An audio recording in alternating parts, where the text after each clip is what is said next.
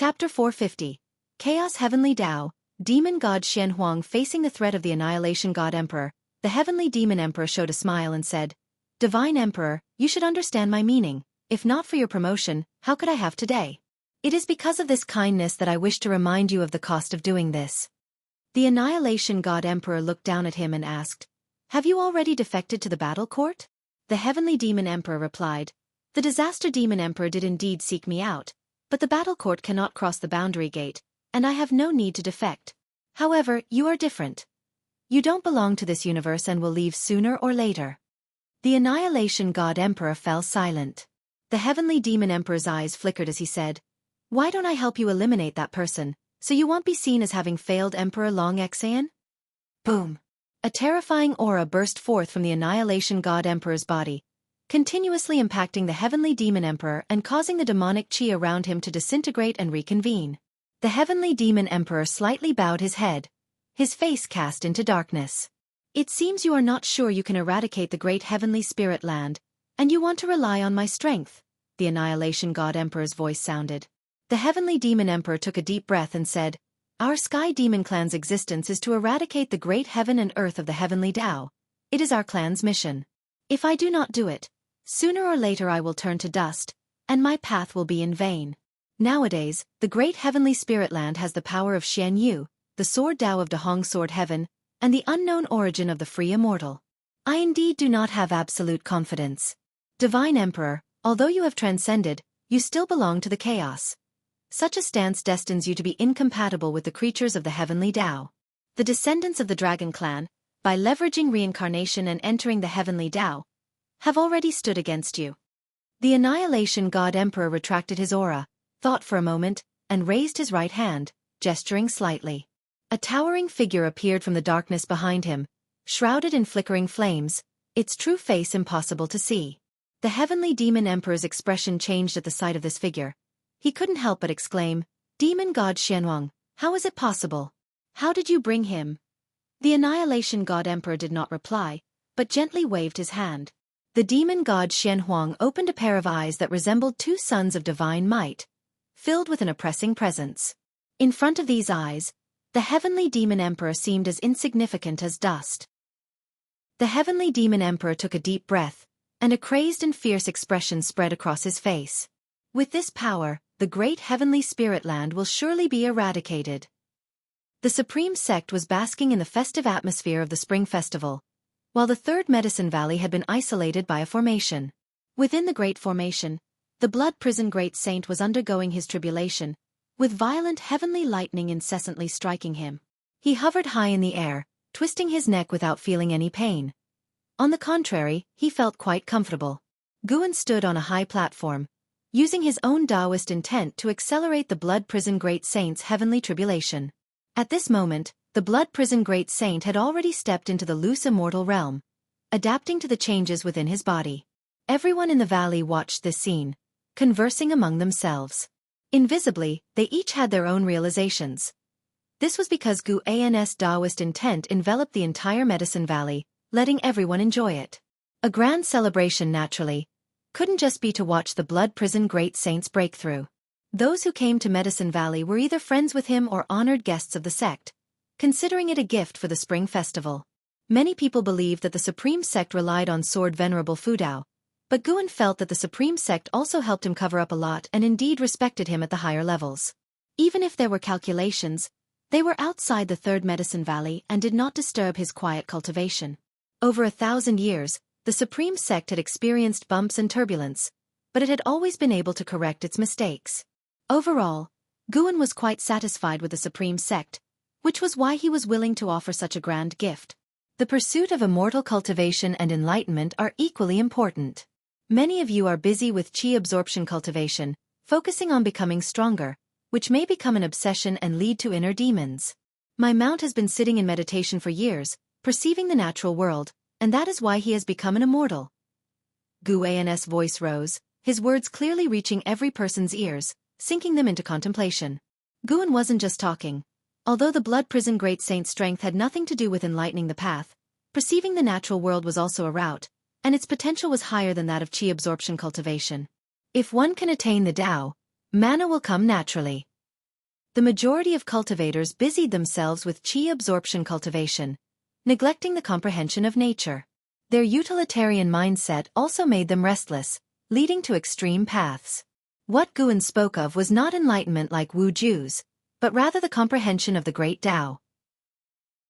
The Great Tao is omnipresent, and even a trace of realization is worth more than 1,000 years of arduous cultivation.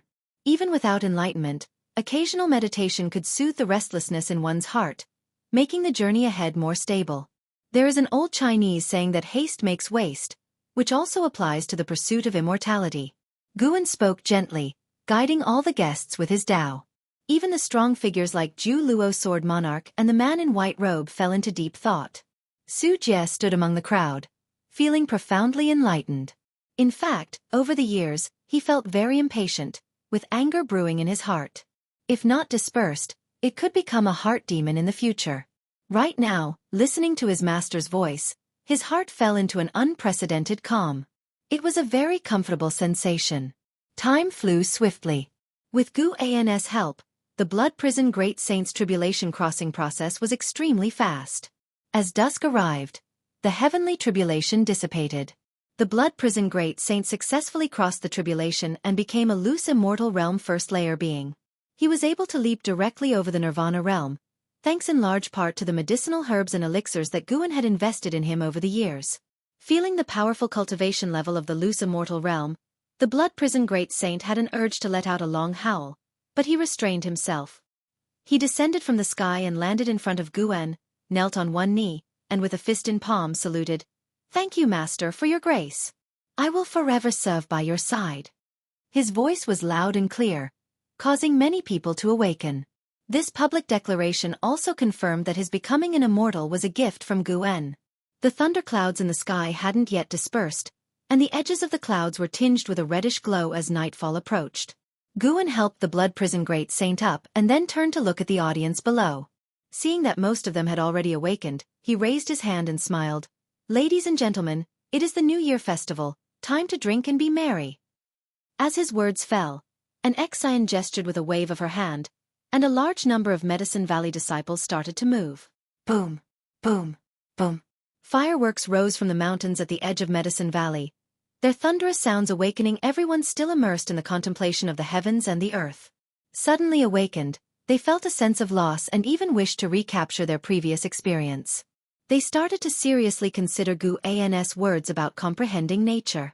The New Year celebration at the Third Medicine Valley officially began, and Guan, accompanied by the Blood Prison Great Saint, stepped off the stage.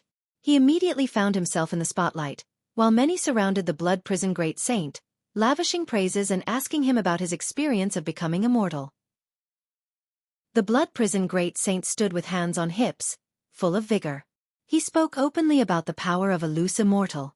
His gaze turned to the distance, where he fixed his eyes on the white spirit rat beneath the mystic pure tree, frightening it so much that it immediately burrowed underground, vanishing from sight.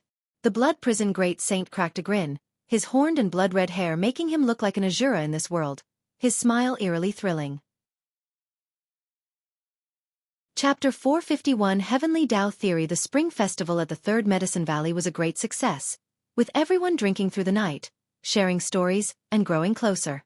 Guan was quite busy that evening, and even though he appeared enthusiastic, he could sense that everyone was acting reserved around him, except for an Xian and Shenzhen. Even Wu Ju had changed from before. Perhaps this was the downside of being too powerful. Guan stood by the window, watching his friends leave one after the other. The morning sunlight glowed, making his departing friends seem as if they were leaving wrapped in a rosy dawn. After a while, Guan turned back, went to his desk, and began to write about mind cultivation because last night, LV Batian had expressed a desire to establish a method of heart cultivation and disseminate it throughout the Supreme Sect to help its disciples have a firmer path ahead. Guan hence offered many suggestions, such as uniform teaching of cultivation by the master to avoid neglecting any disciples due to a lack of close relations. The Supreme Sect no longer needed to intentionally cultivate geniuses. A strong foundation was more important, which required the effort of all disciples. A sect with geniuses might not be strong, but a sect where most disciples are outstanding was surely not weak. Guan created a 100-year cultivation education plan for the Supreme Sect, Every disciple upon entry would unconditionally receive 100 years of cultivation techniques and spell guidance from the sect unless they violated the rules, ensuring each disciple would possess notable strength and become eligible cultivators. LV Batian was moved by the plan. Although the investment would be substantial, if successful, the Supreme Sect would undoubtedly become a true Holy Land. Of course, the most crucial aspect was that the suggestion came from Sword Venerable Fudao. He believed that no one would dare to obstruct it. If resources were lacking, those families would surely rush to donate, meaning the plan would certainly succeed if they desired it. I wonder how long the Supreme Sect will last, but taking care of the majority of the disciples' lives is also amassing good karma, Guan murmured to himself, feeling content. He now cared more about intangible things than benefits. Having inherited many reincarnation lives and gained many insights, he wanted to distill insights from his own life. The path to the Great Tao is long and full of obstacles, and understanding the Great Tao isn't something that can be directly enhanced by lifespan, but with the ability to evolve through life, he had more time to comprehend the Great Tao. A spring breeze blew in from the window, swaying a green flower on the small altar on the table. The green flower trembled, as if years were beckoning, reminding all living beings that youth, once gone, never returns. Time flies, and a century passed. One day, Guan strolled through the streets of the outer gate city, followed by the blood prison great saint, whose shape-shifted form was tall and imposing, his fierce gaze capturing attention. Yet, many people looked not at him, but at Guan. People greeted Guan warmly along the way, and he nodded in response, while the disciples who had never met him asked others about him. That's the Valley Master of the Third Medicine Valley, Guan. It's suspected that he's Sword's Venerable Fudao. What? He is the rumored Sword's Venerable Fudao? It's unclear, but I remember he is supposed to be the disciple of Sword's Venerable Fudao. Anyhow, he represents him. The 100-year mentorship was his proposal. You younger generations should thank him. Otherwise, entering the sect without talent would have made pursuing Taoist sorcery dependent on connections or fighting it out. The 100-year mentorship was his idea? Then he indeed deserves such treatment. We've all benefited from his grace. Wherever Guan went, nearby people discussed the 100-year mentorship. The Supreme Sect implemented this initiative swiftly, spreading it throughout the land and overseas. Even disciples from other sects praised the Supreme Sect for the great sect spirit, with some wanting to learn from it, but facing internal resistance. Within the same sect, not all those in power wanted their disciples to prosper, valuing their own interests more. The 100-year mentorship touched on these interests. How could they agree? For a time, the conflict between families and sects played out everywhere, some resulting in bloodshed, while others had undercurrents. The world was still in chaos, but Guan could not be concerned with the whole world. Managing the Supreme Sect was impressive enough. Name: Guan. Lifespan: 1, 100/3, 391, 514, 220. Physique: Mixed Yuan Dao Golden Body. Cultivation level: Perfect Shen Yuan Zi Zai Immortal Realm. 33 billion years of lifespan. Guan felt very satisfied. Time seemed to be passing faster for him. He did not go to develop or expand Medicine Valley, or to seize more lifespans. It had to be done by his original self. Puppets and avatars would not suffice. In the absence of hatred, there was no need for him to focus all his energy on seizing lifespans. Moreover, the bigger his movements, the more likely he would draw greater crises. At present, the increase in his lifespan satisfied him. He could steadily acquire lifespan and still have time to enjoy life. Such an immortal cultivation life could not be more wonderful. Since the blood prison great saint had recovered his cultivation level, he began to understand the pleasures Guan indulged in. A mundane life was not necessarily dull, and fighting and killing should not encompass all that immortal cultivation entailed. Seeing Guan enter the book collection hall, the blood prison great saint didn't follow him in but instead wandered around in front of the hall's entrance. With long horns on his head and draped in blood-colored hair, his presence attracted attention wherever he went. Though the Supreme Sect had many demon clan disciples, few demons possessed such an outstanding and sharp demeanor. He unabashedly displayed his loose immortal aura, leaving others curious about his cultivation level. Within the Supreme Sect, even if one encountered someone from the Immortal Path realm, disciples would not panic because they believed that no Immortal Path powerhouse would dare cause trouble at the Supreme Sect. They were protected by true Immortal Path Supremes. This time, Guan came to the book collection hall not to donate books, but to buy them. The book collection hall was helping him collect rare books from across the world, and he did not refuse. With his Tao level, he could predict outcomes, but he had not done so. He preferred the feeling of flipping through the pages of a book. Even with power surpassing that of great heavenly spirit land, he kept as many mundane habits as possible. Over the years, in addition to the growth of his lifespan, he had gained a deeper understanding of fate and karma. He could wield two kinds of heavenly Tao and great Tao divine skills with even greater might. This was also the benefit of remaining a part of the secular world. Compared to deduction, interacting and living among people allowed for a better understanding of others' emotions and the realization of life. When the elders from the book collection hall knew of Guan's arrival, they flocked to him, eagerly recommending the rare books each had found. Guan asked them to present their findings one by one without rush, as he planned to stay for an ancient hour. Hearing that Guan would stay for an ancient hour, everyone calmed down, and the smiles on their faces never faded. They began to recommend books in order of their seniority. Guan listened attentively, but the first few books did not attract him. "Brother Gu, this book I have is extraordinary. Its origin is unknown to anyone. It suddenly appeared overseas and has been praised by many. Some say this book can predict the future," said an elder while presenting a blue-covered book mysteriously. Guan looked at the book's cover and saw 3 words. Heavenly Tao Theory. Guan raised his hand and drew the book into his grasp. The elder was not surprised, accustomed to his methods, and continued to introduce the commotion that Heavenly Tao Theory had caused. Guan was captivated from the first page. Heavenly Tao. All living beings perish for the Heavenly Tao. The Great Tao perishes for the Heavenly Tao. Was this a book criticizing the Heavenly Tao? Guan grew even more curious and continued to flip through, wanting to see how this book could predict the future. More than one elder had heard of Heavenly Tao Theory, and according to them, there were only 9 true copies of Heavenly Tao Theory. The rest were imitations. To possess Heavenly Tao Theory was to gain extraordinary power, but it could also bring misfortune, leading to death and the annihilation of one's Tao, an unpredictable revival. After a long time, Guan closed the book and smiled. "This book is good. I'll take it. In the future, if there is more Heavenly Tao Theory, you can keep it for me." The elder beamed upon hearing this, patting his chest and readily agreeing. He did not request any compensation. To be on good terms with Guan was the greatest reward. To call oneself a friend of Guan, within the supreme sect, who would dare to disrespect him? If someone dared to impersonate, cultivators would come knocking on their door. It was said that the supreme sect had established a dark hall, which included oversight of such matters to prevent anyone from tarnishing the reputations of Guan or Sword Venerable Fudao. Guan asked them to bring out all the books they had prepared for him. He couldn't waste their kindness. Finally, Guan left the book collection hall with everyone accompanying him. Seeing Guan emerge, the Blood Prison Great Saint immediately hurried over. Guan glanced at him and said, "You are already a loose immortal. Don't bother with him."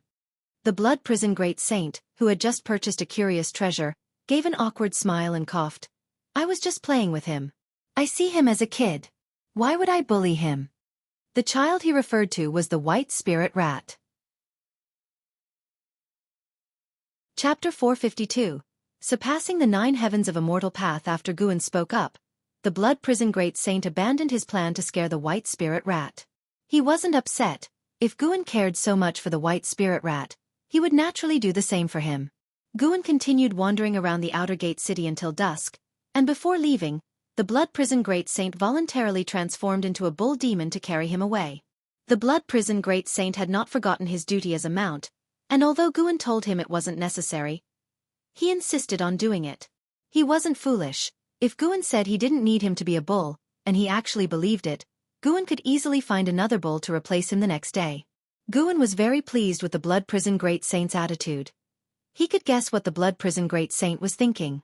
Indeed, with Guan's current capabilities, finding a mount was easy, and he wouldn't even have to look for one himself. People would rush to offer one if they saw he needed it. Guan wouldn't force the Blood Prison Great Saint, but if the Blood Prison Great Saint wanted to stick by him, he wouldn't reject him either.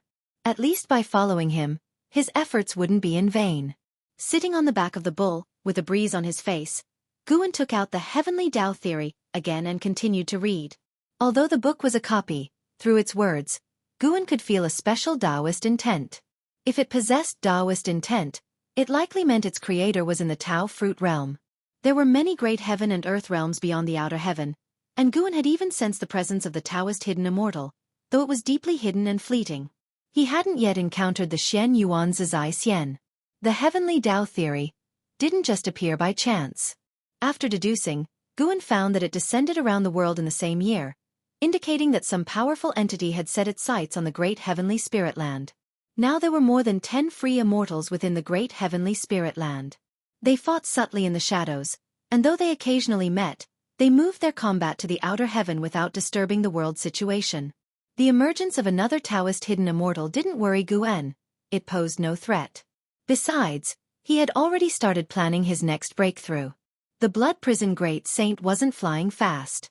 By the time they reached the third Medicine Valley, the moon had already risen. Upon landing, Guan didn't go inside.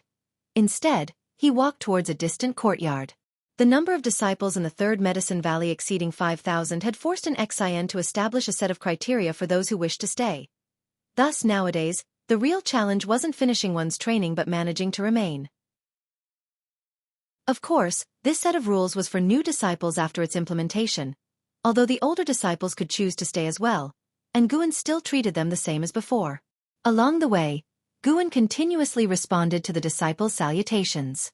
He arrived at that quiet courtyard, sensing Xianxia was cultivating inside. He surveyed the courtyard, then walked to the door and raised his hand. The door was knocked, and soon Xianxia opened it. Seeing Guan, she immediately bowed. "May I come in to chat with you?" Guan asked with a smile. Upon hearing this, Xianxia hurriedly stepped aside, inviting Guan inside. Having known him for 100 years, she respected Guan deeply and wasn't worried he might harm her. She thought that if Guan were hypocritical, he couldn't possibly maintain it for so long, especially not a great power cultivator interacting with others daily. Could he continue to behave with such equality? Moreover, from Guan's perspective, there was no need to pretend. He could now make the whole world submit to him. Who could stop him? Compared to reckless strongmen, Xianxia admired Guan more, a man who could restrain his emotions and desires. Guan entered the room and noticed Zhu Zai's room was clean and simple, with no excessive furnishings, and a refreshing fragrance wafted through the air, refreshing the senses. Guan took a seat at the table, and Xianxia closed the door and began to pour him tea.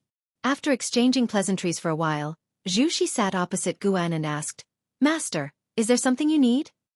She was now a disciple of the Third Medicine Valley, and it was only proper to address Guan as her master.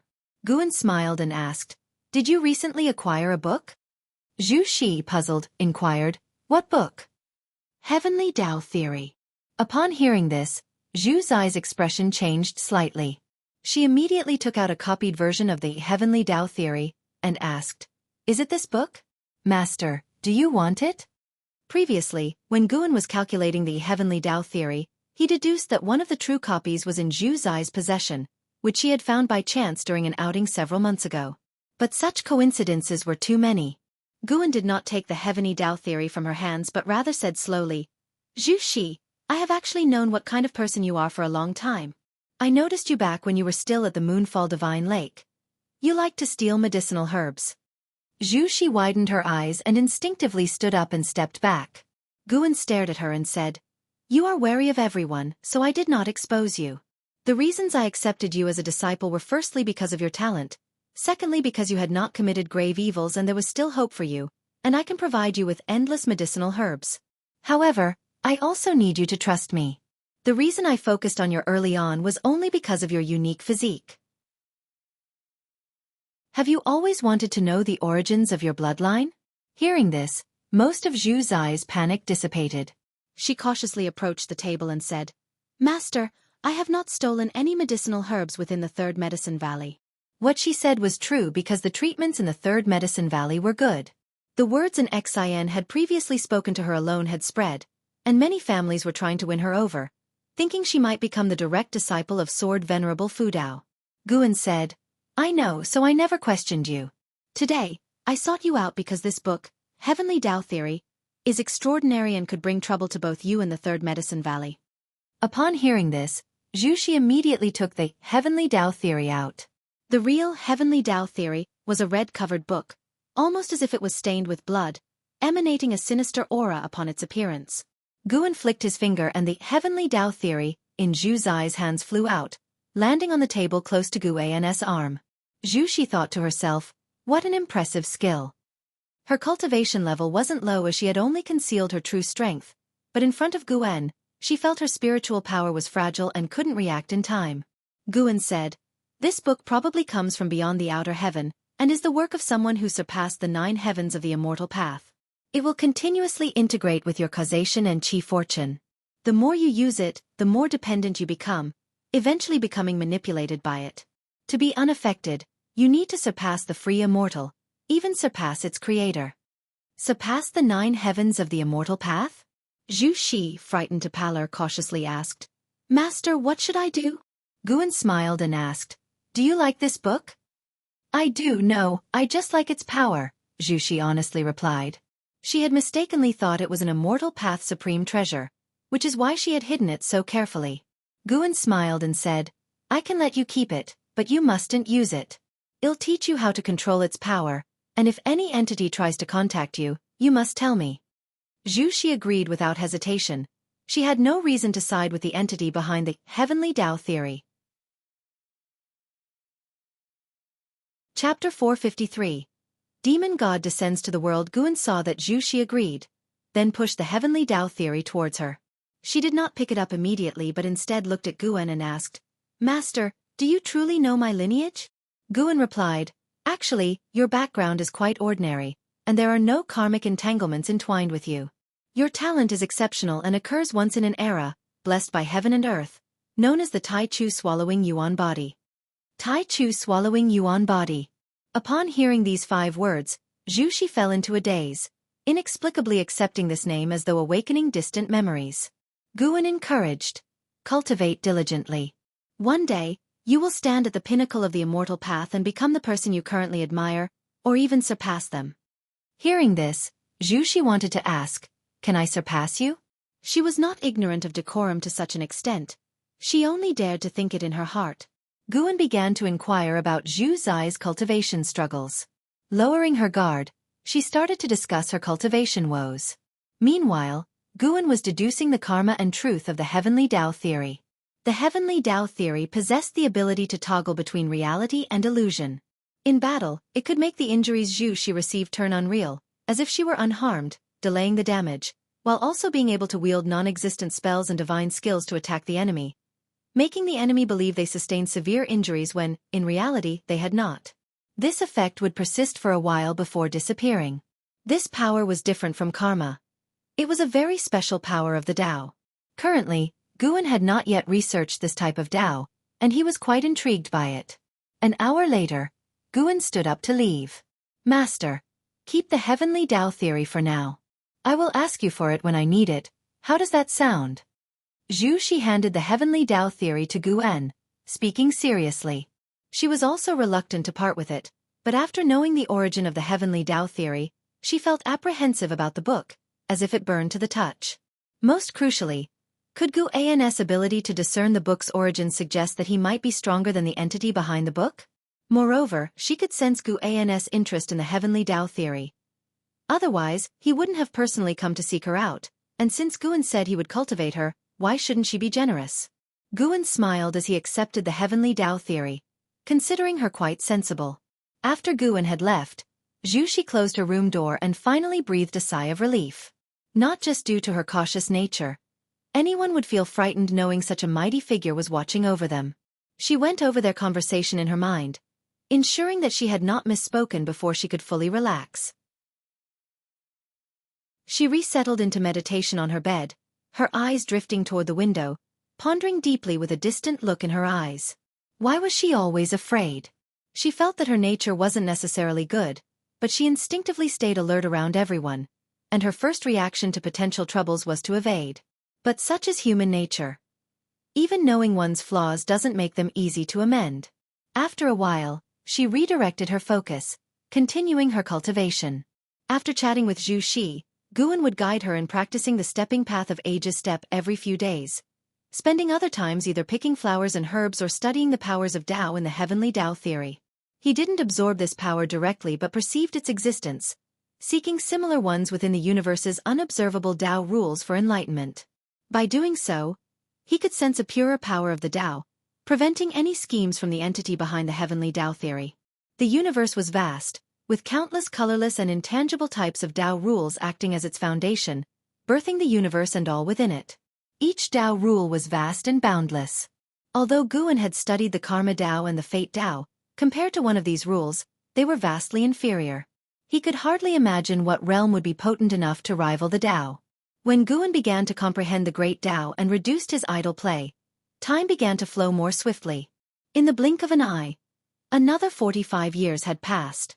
In the summer of this year, Guan arrived at the outer world cave of Heavenly Phoenix Mountain. The three demons, Xianxia, had already moved to the outer world cave, and the medicinal herbs from Yanchu cave had also been transferred there. As the minor heaven and earth that Guan had opened up, the heaven and earth rules of the outer world cave had become more complete. The grotto heaven was rich in spiritual energy, which steadily increased the cultivation level of Xianxia and the others. Now, Xianxia had reached the 9th layer of the Mahayana realm and was ready to break through at any moment. Guan prepared to take her out for the tribulation crossing to prevent any harm to the outer world cave. Upon hearing that they could go out, Xianxia was thrilled. Tianqing and Tianbai also clamored to join, clinging to Guan's arms and acting coquettishly. Tianqing was charming and full of grace, her mature demeanor making her seem like an older sister, while Tianbai was more innocent but loved to act spoiled, always speaking in a whiny tone.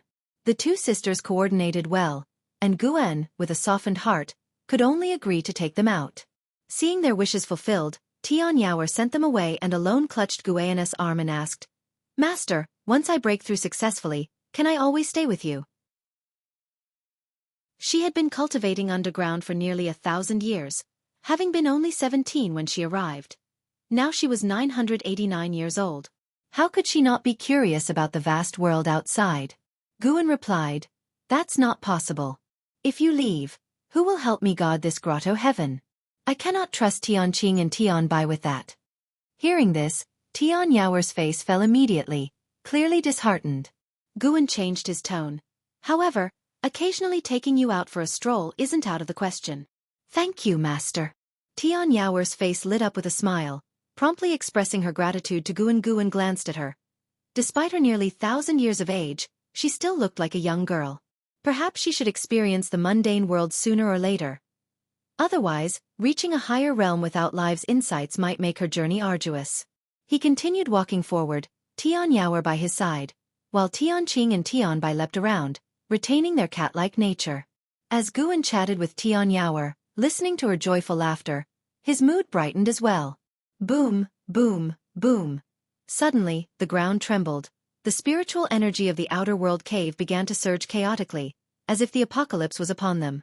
Horrified, Tianqing and Tianbai quickly stopped, and Tianyaoer frowned. She could sense an awful pressure coming from beyond the grotto heaven. This pressure was not fleeting but continuous and increasingly terrifying. "Master, what's happening?" Tianqing looked at Guan, asking anxiously. Guan looked up at the sky, saying, "A demon god has arrived. The true calamity of the great heavenly spirit land is about to commence." Guan had already seen the demon god standing before the black city of the outer heaven, a city crafted by the annihilation god emperor. Demon god Xianhuang. Guan recognized the origin of this demon god at a glance. Indeed, in the inherited memories of Long Zhan, there were legends of the demon god Xianhuang, exceedingly ancient. Long Zhan had only seen skeletal remains that emitted an endlessly vast aura. Beside the demon god Xianhuang stood a demon with an extremely powerful aura. The Heavenly Demon Emperor. Chapter 454. The extreme lifespan of heaven and earth. Guan remembered the Sky Demon Great Emperor because of Ji Xiaoyu. The Sky Demon Great Emperor had a grudge with Ji Xiaoyu, and Ji Xiaoyu's original self had lost to him several times. When the Sky Demon Great Emperor descended near the great heavenly spirit land, Guan had divined the future and knew what would happen next. If he did not act, the Sky Demon Great Emperor would bring catastrophic disaster to the great heavenly spirit land. If he did act, more calamities would emerge in the future, possibly hastening the demise of the great heavenly spirit land. The fate of the great heavenly spirit land was due to the fortunes of great heaven and earth, which is to say, determined by heavenly Tao. Heavenly Tao influences the will of all living beings, incites them towards aggression, and creates an environment for escalating conflict. Unless Guan could manipulate the will of all living beings, only then could he truly save the people of the great heavenly spirit land. But to do so would turn the people into puppets, resulting in a fate worse than death. Moreover, what heavenly Tao annihilated was the people of this era, not leaving the great heavenly spirit land devoid of life. Over the years, Guan's prophecies had steadily improved, and he could even foresee the outcomes of his actions. Of course, he could not predict entities more powerful than himself. A demon god? What demon god? Is it an adversary of yours, master? Tianbai instinctively asked upon hearing Guan's words. Outer World Cave was still trembling. Here, isolated by the powers of heaven and earth, it was still so much so. One could imagine the greater commotion in the mortal world outside. Guan replied, I have the power to protect myself, but not the whole world. Invisible and intangible forces beyond our grasp manipulate everything. Immortal cultivation is about breaking free from such powers. Upon hearing this, the three demons fell into contemplation. Tian Yaoer cautiously asked, Then, can I still go out to break through? Guan smiled. Of course you can. In a few days, I'll take you there. Worry vanished from Tian Yaoer's face, replaced by excitement. She was too eager for her breakthrough into the Nirvana realm. Tian Qing and Tian Bai were equally anticipating the Nirvana realm, yet with lesser talent than Tian Yaoer, their breakthrough would require hundreds more years of waiting. Boom, the earth shook, and even the supreme sect was seized with panic. Ji Xiaoyu stepped out of her house and looked up at the sky. Billows of black qi cascaded down from the zenith, sweeping across the sky with overwhelming oppressiveness, as if the demon world had descended. She sensed a presence and frowned. Sun and Moon Netherworld Emperor appeared at her side, his expression solemn, and said, He has come. He did not need to name the one he referred to. Ji Xiaoyu already knew. Inside Medicine Valley, everyone was discussing the strange phenomena in the sky. Disciples who had been meditating indoors came out, and chess players in the dojo lost interest in their game. Taking advantage of the situation, Nine-Finger Divine Lord altered the chessboard, then frowned at the sky. The surging black qi rolled tumultuously, like a sea pouring down from the sky, stunning all observers. The sound of a dragon's chant rose sharply and incessantly. Before any could see the dragon's shadow, other roars and piercing cries followed. In outer heaven, massive divine beasts had been battling for the great heavenly spirit land for 7 days, supported by the Holy Court and the Immortal Dynasty in a vast effort. Above the great heavenly spirit land, giant black whirlpools appeared one after another, with ceaseless heavenly demons flying out. In the distant beyond, a colossal and terrifying figure approached, wreathed in waves of fire akin to dragons coiling around him, each step capable of shaking the cosmos into void. He seemed like the most ancient demon god from the dawn of the universe, exuding an endless and vast aura. The tremors beneath his feet were visible to the naked eye, as if the Tao itself was being shaken. His appearance immediately brought to mind obliteration, striking extreme dread in all. Whether it was cultivators of the Holy Court or immortal spirits of the Immortal Dynasty, looking at his arrival, they all instinctively felt terror. He was the demon god Xianxia. On his shoulder was yet another figure, appearing tiny as dust, indeed the Sky Demon Great Emperor. The Sky Demon Great Emperor stood with his arms folded across his chest, looking mockingly toward the great heavenly spirit land. A beam of golden light burst from within the great heavenly spirit land and came to a stop, revealing a figure.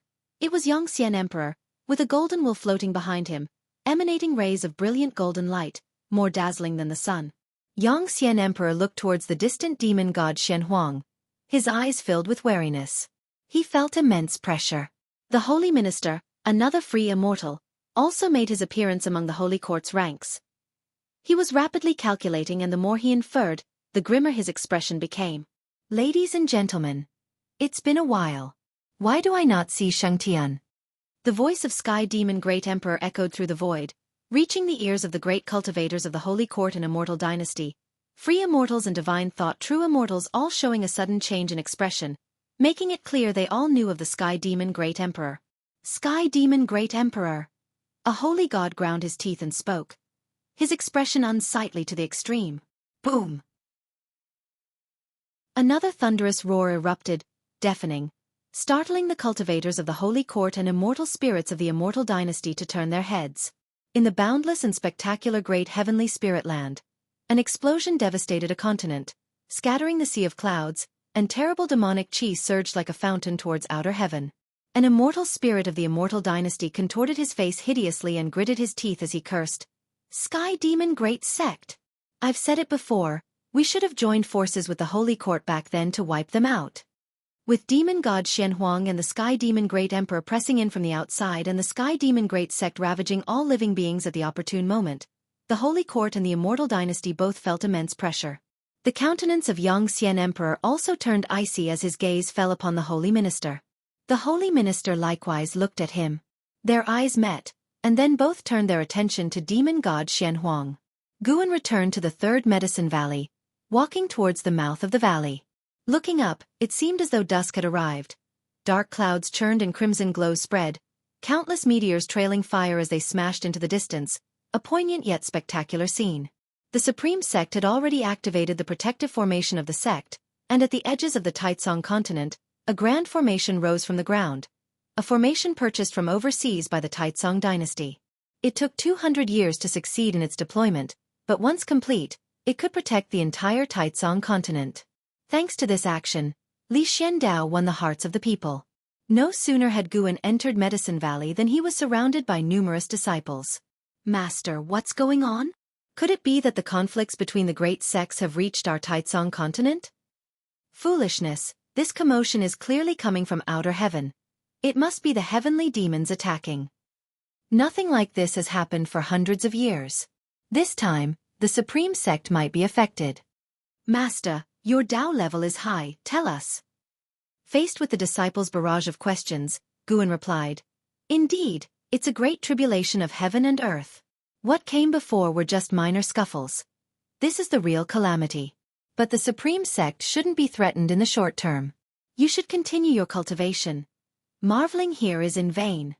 Hearing his words, the disciples all felt awkward and dispersed. Guan continued onwards, when Zhu Luo Sword Monarch approached him and asked, Senior, do you know the origin of the demon god from outer heaven? Guan stopped in his tracks and looked at him, asking, Do you know? Then tell me. Zhu Luo Sword Monarch took a deep breath and said, That is the demon god Xianxia. It is said that long ago, all the great heaven and earth in the universe belonged to the same great heaven and earth. Countless powerful beings existed back then. Treasure bodies emerged one after another. There was a race known as the Divine Race, and merely reaching adulthood granted them the power to destroy heaven and earth. The demon god Xianxia was a notable figure among the Divine Race. He is also one of the few whose corpse remained intact.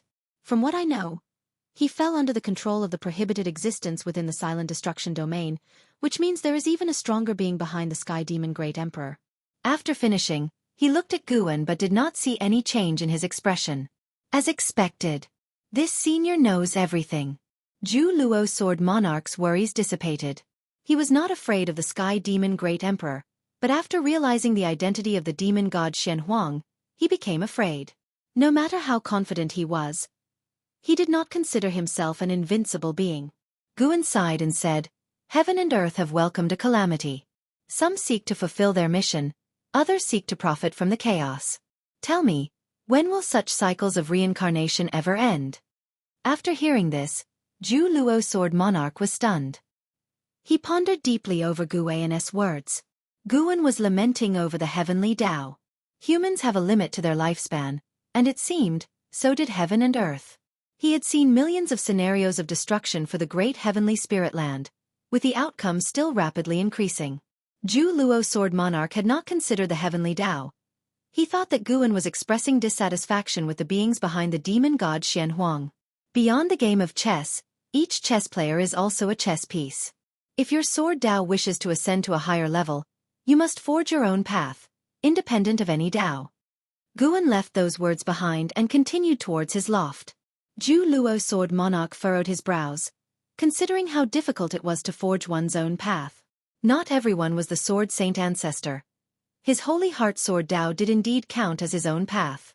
He had once visited the Sword Tao River, where the Holy Heart Sword Tao existed eternally, coexisting with the Great Tao. Despite his constant claims of wanting to surpass the Holy Heart Sword Dao, he knew in his heart how far he was from it. He merely wanted to use the Holy Heart Sword Dao to break the shackles on his path of cultivation. He looked towards the retreating figure of Guan, his eyes brimming with curiosity. The great heavenly spirit land was about to turn to dust. What would this being, who had surpassed the free immortal, do? Would he intervene to protect, or would he distance himself from the strife? Turning his head to look at the disciples in the valley, a premonition told him that Guan would not forsake everything here. This was his observation from staying in the Third Medicine Valley for so many years. Guan arrived at the base of the building, noticing Ji Xiaoyu and Sun and Moon Netherworld Emperor still engaged in observation. He raised his hand to greet them. Ji Xiaoyu looked at Guan and said, "It seems this life of mine is coming to an end." Guan stopped and asked with surprise, "Why? You're not from the great heavenly spirit land, so you shouldn't feel such a great sense of responsibility, right?" Ji Xiaoyu replied, "The Sky Demon Great Emperor is a sworn enemy of my original self. When he appears, the power of the primordial Taoist talisman also stirs, eager for a confrontation." The Sun and Moon Netherworld Emperor stood by, silent. He had long hoped for Ji Xiaoyu to end this life, but the differences in seniority kept him from acting rashly. Guan narrowed his eyes, asking, "Do you have any regrets or wishes then?" There was no sadness in Ji Xiaoyu's eyes, only calm. She looked at Guan and asked, "In this life and the previous one, am I different to you?" Chapter 455. Saving the world, of course, there are. Although it's the same person, when interacting with him, I feel like they are two completely different people. Guan seriously responded, which was indeed what he thought. However, each Ji Xiaoyu had the same soul. It was only due to the discrepancies caused by lost memories and new experiential memories that different emotions emerged, yet he couldn't divide Ji Xiaoyu's soul in two. Reincarnation Path Emperor would reincarnate with his own soul, rather than splitting his soul or reincarnating through an avatar. What Guan spoke of were his feelings at the moment, his true feelings.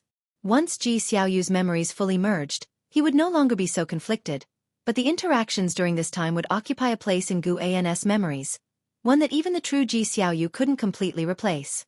Everyone, when existing in the world, definitely places great importance on their own feelings. The same person may induce different feelings during different periods, and many even reminisce about their former selves. When Ji Xiaoyu heard what Guan said, a smile appeared on his face, and said, "If that's the case, then I have no regrets in this life." Just as Guan was about to reply, Ji Xiaoyu stared at him with a smile curving his lips, and asked, "Have you ever thought that from the beginning, I was always myself?" Guan raised his eyebrows, not waiting for him to answer. Ji Xiaoyu turned around and went back inside. The Sun and Moon Netherworld Emperor's expression drastically changed, and he looked at her excitedly. Even his body couldn't help but tremble. "Netherworld Emperor, fight against the Sky Demon Clan while I restore my cultivation level." Ji Xiaoyu spoke without turning his head. The Sun and Moon Netherworld Emperor was overjoyed and immediately gave a fist and palm salute and then vanished on the spot. Guan watched Ji Xiaoyu's retreating figure, his eyes filled with surprise. He suddenly recalled what Ji Xiaoyu had said to him in the Seven-Star Spirit Realm after using the power of the innate Taoist talisman. "I didn't expect that. I still underestimated you, Sword Venerable. I look forward to meeting you again." Could it be that Ji Xiaoyu chose to be reincarnated in the Ji family again this life? Continuing to use the name Ji Xiaoyu, was it to meet him? On further thought, it's indeed probable. Ji Xiaoyu understood all her karmic ties, and when she was in peril, Sword Venerable Fudao appeared. It could not be coincidental. The strength Guan had displayed should have been capable of annihilating the Seven-Star Spirit Realm at any moment in Ji Xiaoyu's eyes. Possessing such power yet only intervening during her moments of crisis was indeed suspicious. Guan thought of Ji Xiaoyu's attitude towards him in this life. He couldn't clearly tell if she was just acting superbly or if her feelings were genuine. He didn't ponder further and turned towards the stairs. The sky continuously streaked with shooting stars, strong winds consistently approached from afar, and the whole Third Medicine Valley was inundated with noise, the atmosphere filled with a tense and frightening aura. Although the Taitsong continent had temporarily not been affected, the territories overseas were already enveloped in turmoil. The Sky Demon Great Sect swept across all lands, numerous transport barriers emerging, and hordes of sky demons directly descended upon the earth, killing every living spirit they encountered, be it human or demon. From above outer heaven observing the great heavenly spirit land, it was akin to a magnificent scroll upon which ink spots continuously emerged and expanded. Simultaneously, demon god Xianxia had already arrived near the great heavenly spirit land, and up ahead, 7 free immortals appeared. Xianxia Emperor, Holy Minister, Ancient Immortal Emperor, Saint Ancestor, and 3 free immortals who had returned from outer heaven. Even though they were all in the same great realm, the 7 free immortals felt immense pressure. The oppressive aura of demon god Xianxia was simply too strong, so strong it made them feel as though they faced a being from a higher realm. Demon god Xianxia truly is a rarity across the ages. To die at his hand is not a meaningless cultivation life, Saint Ancestor exclaimed, stroking his beard and laughing heartily, fearless. But not all free immortals could sport such nonchalance. Many were tense, each summoning their own immortal path supreme treasures with grand and shocking auras. Behind them, the cultivators of Holy Court and Immortal Dynasty were locked in battle with the heavenly demons, now fully united against the foreign enemy after countless years of strife. Some fled, but many chose to fight to the death, defending the great heavenly spirit land. 2 days later. At midday, the sky remained dark and the black clouds rolled heavily. Zhu Luo Sword Monarch meditated under a tree, gazing into the distance, deep in thought. Su Jie, dressed in blue, approached Zhu Luo Sword Monarch, bowed respectfully, and said, "Senior, thank you for your guidance all these years. I am prepared to join my sect in the campaign, unsure if I will return. I have not yet repaid you for your teachings. I can only come to pay my respects beforehand." Indeed, go. A world in chaos is a golden age for true talents. With the natural order upturned, as long as you survive, you will be able to seize more opportunities for cultivation, replied Zhu Luo Sword Monarch. Su Jie smiled, thanked him once more, and without any fake sentiment, turned and left. Zhu Luo Sword Monarch was indifferent to his life or death. The words spoken were out of respect for Gu En. Su Jie was just one example. Although the Taitsong continent was far from the turmoils, leading the righteous path sects like the Supreme Sect agreed in short order to launch an expedition overseas to battle demons and contribute to protecting the world. When LV Batian issued the recruitment edict, all members of the sect were excited, proud to be part of the Supreme Sect. Which disciple of the righteous path wouldn't wish to save the world? Facing such a catastrophe, the Supreme Sect's readiness to strike was enough to inspire 9/10 of the disciples, even sparking in some the fervor to fight to the death for the cause. The Third Medicine Valley was not conscripted since it primarily cultivated medicinal herbs. Nevertheless, Guan also offered his disciples the choice. They could join if they wished but must think it through themselves. He, for one, would not intervene unless the enemy reached the Taitsong continent. After Guan spoke, more than 500 disciples expressed their desire to join the Supreme Sect in the campaign. Many others were observant, and only a few had no interest in leaving. That day, Guan left the Third Medicine Valley alone, refusing to let Blood Prison Great Saint accompany him.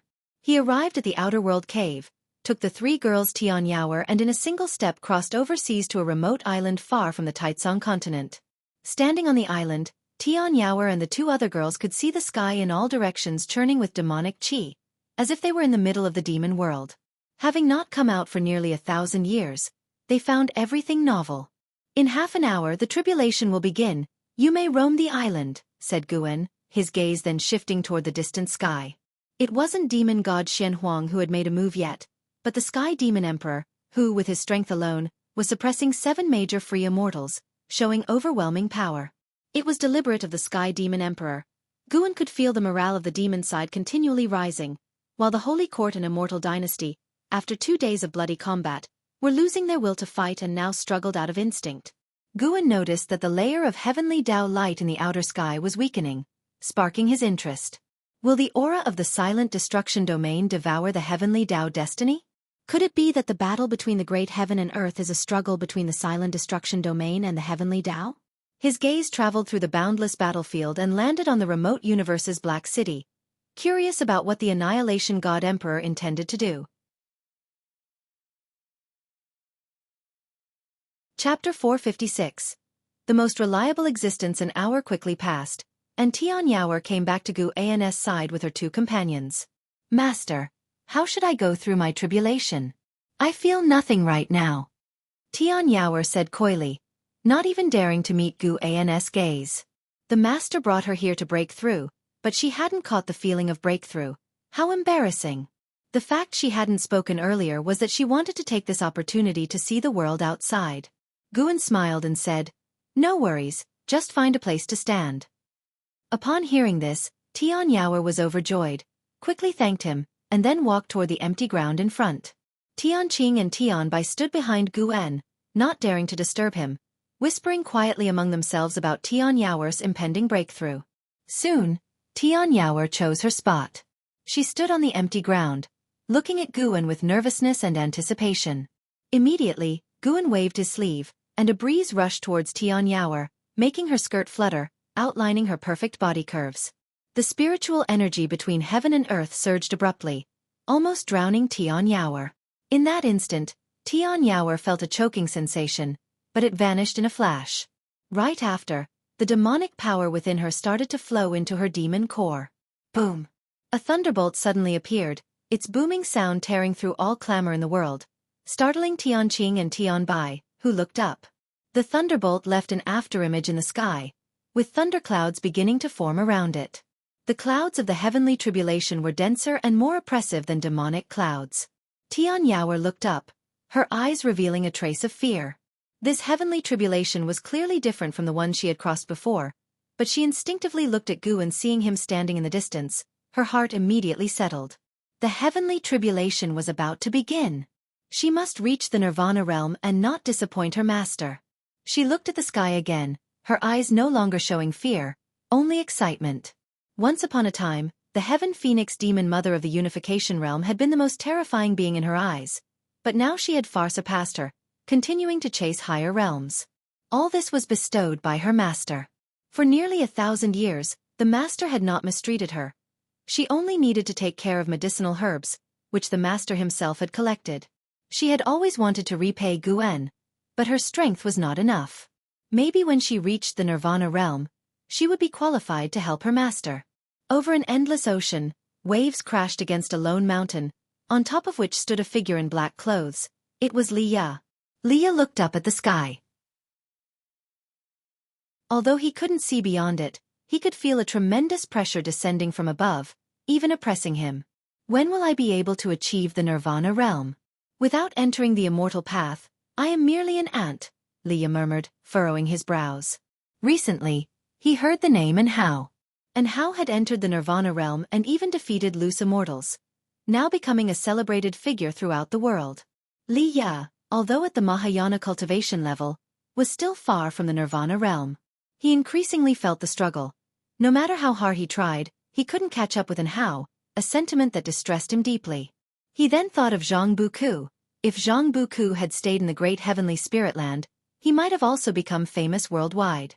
Li Ya's thoughts drifted, his gaze becoming distant. Standing on his shoulder, divine exotic immortal spirit laughed and said, "You're so young, what's there to worry about?" Having been together so long, they had formed a bond, so divine exotic immortal spirit communicated with Guan through her heart's voice, revealing Li Ya's desires. However, Guan did not respond to it, and it felt it wasn't appropriate to say more. After all, its master was Guan, and Li Ya was just a junior it took care of. Li Ya took a deep breath and said, "Are you telling the truth? Can divine exotic city really transform a heavenly demon into a divine ghost with a strange soul?" The power of divine exotic city was still too sinister, causing him to hesitate to kill more people, but if it was a heavenly demon, then he would not feel burdened. Upon hearing this, the divine exotic immortal spirit quickly nodded and said, "Of course, by turning them into divine ghosts with strange souls, you are actually saving all living beings." After listening, Li Ya's lips curled into a smile and he laughed. "Since that is the case, I must go then. You're right, I'm still young. Being slightly behind temporarily means nothing. Who will be stronger or weaker after 1,000 years or 10,000 years? Who can tell?" He leaped up, transforming into a streak of sword light speeding towards the distance. The divine exotic immortal spirit stood on Li Ya's shoulder, gazing at his profile, and suddenly felt he had an extraordinary aura. His talent did not seem dazzling, but there was a tenacity about him that made him appear remarkable. Perhaps after 10,000 years, this young man could truly become a renowned figure throughout the world. Thinking so, the divine exotic immortal spirit turned its thoughts to its own master. Where would the master be in 10,000 years? No. By that time, it must stay with the master, lest the master really does give it away to this young man. The divine exotic immortal spirit shuddered, shook its head, and looked forward again, its little fist clenched, brimming with fighting spirit, yet appearing somewhat naive. Violent winds surged within the universe, an anomaly created by the rampant spiritual energy. The heavenly demon Great Emperor landed back on the shoulder of demon god Xianxia, just like the divine exotic immortal spirit on the Ya's shoulder. He looked ahead at the 7 free immortals and laughed. "Gentlemen, enough of the chaos, are you ready to die?" Upon hearing this, Xianxia Emperor and the others prepared for battle, not daring to take it lightly. They had fought until now and could see no chance of victory, but they could not retreat. They could only keep defending, even if it was just for a moment longer. "Your Majesty, where exactly are you?" Holy Minister gritted his teeth, his eyes filled with unwillingness. At this moment, not only the people of the Holy Court were thinking of Xianxia, but also Xianxia Emperor was thinking of Xianxia. Xianxia Emperor had to admit that in defending against foreign enemies, Xianxia was the most reliable. He also thought of Guan, but he knew Guan would not intervene unless the enemy confronted Guan directly. In his view, Guan had come from outer heaven, was an otherworldly great power that had secluded himself here, and had no obligation to guard the great heavenly spirit land. Just then, the aura of demon god Xianxia changed, and he opened his mouth, a scorching breath emerging from it, his surrounding black aura dispersing, gradually revealing his true form.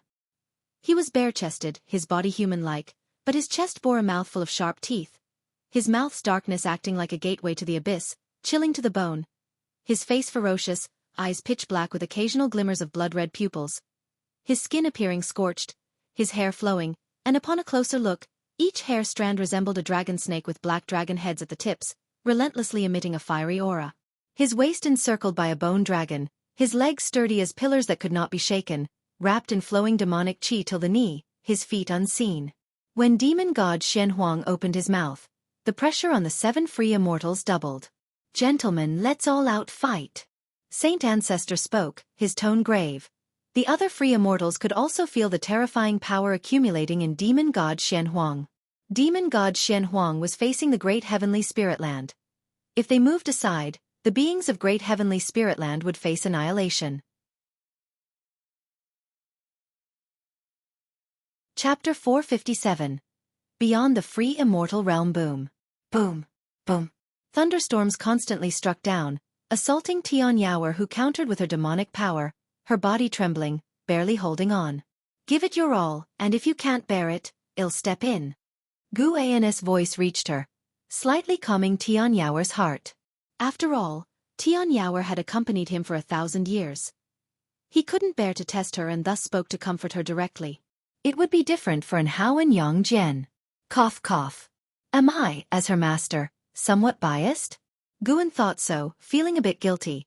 He instinctively looked toward the distant Hao, who was battling fiercely with the warriors of the Sky Demon Great Sect, moving through the battlefield with awe-inspiring valor. Yes, that's how a male disciple should be tempered. Guan, noticing that the tribulation was still in its early stages, began to survey the world with his divine thought. He didn't want to interfere too much with this catastrophe. He just wanted to wait for the tribulation to end, protect those he cared about, and then step into a new epoch. Because even if he interfered, new calamities would arise, and continuous meddling would only lead to more brutal outcomes. However, seeing the suffering mortals in the world, Guan felt somewhat reluctant. He was indifferent to the deaths of cultivators and demons, as those beings at least possessed the power to resist fate and simply failed. However, the common folk, those without cultivation levels, lacked even the power to resist. He saw 2 Nirvana realm great cultivators in combat, their residual power too strong, a blazing fire falling to the mortal world, directly burning alive hundreds of thousands in a town, their screams turning the area into a hell on earth. Guan sighed, resigning himself. His gaze hardened, and the sea of fire instantly dispersed. The unburned survivors quickly freed from their burns. Guan didn't seek revenge for them. Saving them was already fortunate. Maybe it's a good chance to grab some lifespan. Guan thought, not out of saintly compassion but to take the heavenly demon's lifespans amidst the chaos. Yes, that was the plan.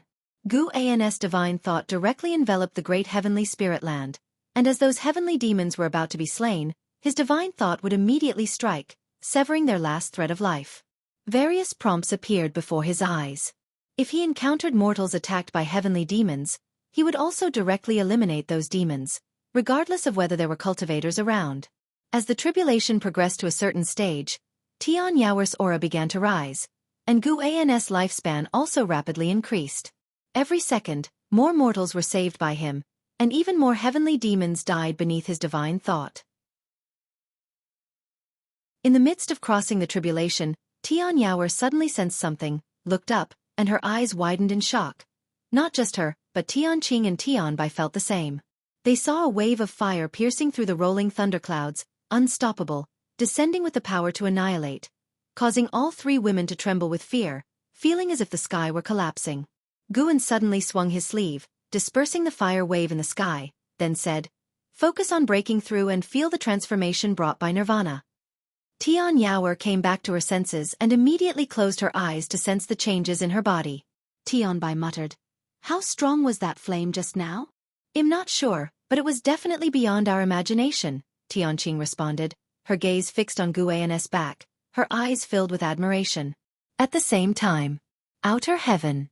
Demon god Xianxia strode toward the great heavenly spirit land, unstoppable, flames continuously erupting from his mouth, his lower half enshrouded in rolling black mist, making him appear even more terrifying. In front of him, there was no longer any sign of the free immortals, and the cultivators of the holy court and immortals of the immortal dynasty were completely despairing, undergoing a massacre. The great heavenly spirit land seemed as if its fate had run out, the heavenly light layer that enveloped the world fluctuating between brightness and darkness. Only 3 out of the 7 divine beasts from the sun remaining, their presence barely detectable, clearly on their last legs. The heavenly demon emperor's lips curved upwards, and he said, "Descend upon the mortal world." As his words fell, demon god Xianxia suddenly leapt up, like Mount Tai bearing down, plunging toward the great heavenly spirit land, scattering the sea of clouds along his path, forming an expansive ring of shockwaves. A thunderous roar resounded across heaven and earth. Demon god Xianxia crashed onto a continent, the earth instantly shattering, fierce winds sweeping rocks and trees in all directions. From high above, the expansive continent showed spider-web-like cracks, with firelight appearing within the depths of the cracks, as if magma was about to burst forth. Standing on the continent, demon god Xianxia appeared as though standing on a small island, his towering figure visible from any corner of the continent. The heavenly demon emperor stood on demon god Xuanhuang's shoulder, twisted his neck, soared away, and flew towards the distance, meanwhile commanding demon god Xianxia, "Exterminate the creatures of this great heaven and earth, try to preserve the world itself." Demon god Xianxia immediately looked up, emitting a sky-shaking roar. Roar. This roar intensified the fear for beings trapped in dire straits. Even the disciples far in the third medicine valley of the supreme sect were startled, all turning their heads to see where the sound came from, and what kind of entity had made it. An Xian, who was meditating under the mystic pure tree, furrowed her brows, wondering if her master who had gone out today might be going to battle such a demon. The roar of demon god Xianxia instilled fear in everyone. An Xian felt as though she were in a cold cellar, her whole body chilled, as if she were about to face the most terrifying existence in the world. The declaration of war from demon god Xianxia unsettled all the powers in the great heavenly spirit land. After leaving demon god Xianxia, the heavenly demon emperor flew in the high sky, holding a black mirror as if searching for something, his gaze sweeping across heaven and earth. Suddenly, he noticed something and turned his head, then vanished from the spot. The next second, he arrived on an island, following his gaze, which was fixed on Tian Yao, who was enveloped by intense thunder. Further away were 3 figures: Guan, Tianqing, and Tian Bai. "Nirvana tribulation, this cultivation technique is not simple," murmured the heavenly demon emperor as he stood on a rock, quietly observing Tian Yao. Tianqing's gaze suddenly caught sight of him. Her beautiful eyes widened at the sight of the heavenly demon emperor. He looked menacing, exuding an extreme sense of danger. She instinctively grabbed Guan's arm and whispered, "Master, someone has come." Guan glanced at the heavenly demon emperor. Heavenly demon emperor, free immortal realm 9 layers 239,709, 201/500, 000, 000/999, 999, 999. Pure ages, all nines. It seemed this being truly was a rare fortunate existence blessed by heaven and earth. Feeling Guan's gaze, the heavenly demon emperor's lips curled into a smile. In an instant, he moved 100 yards to appear right beside Guan, startling Xianxia and Tianbai, who instinctively shrank back. Just as the heavenly demon emperor was about to speak, Guan suddenly swung his sleeve. Boom! In an instant, the heavenly demon emperor was reduced to ash, and a gust swept back, lifting a dust dragon into the air. The sound of thunder continued to echo, while Tianqing and Tianbai stood stunned. Tianyao, hearing the commotion, opened her eyes and looked toward the trio facing one side. She couldn't help but ask, "Master, what happened?" Guan turned to her and said, "Nothing much, just a mosquito trying to bite me." "A mosquito?"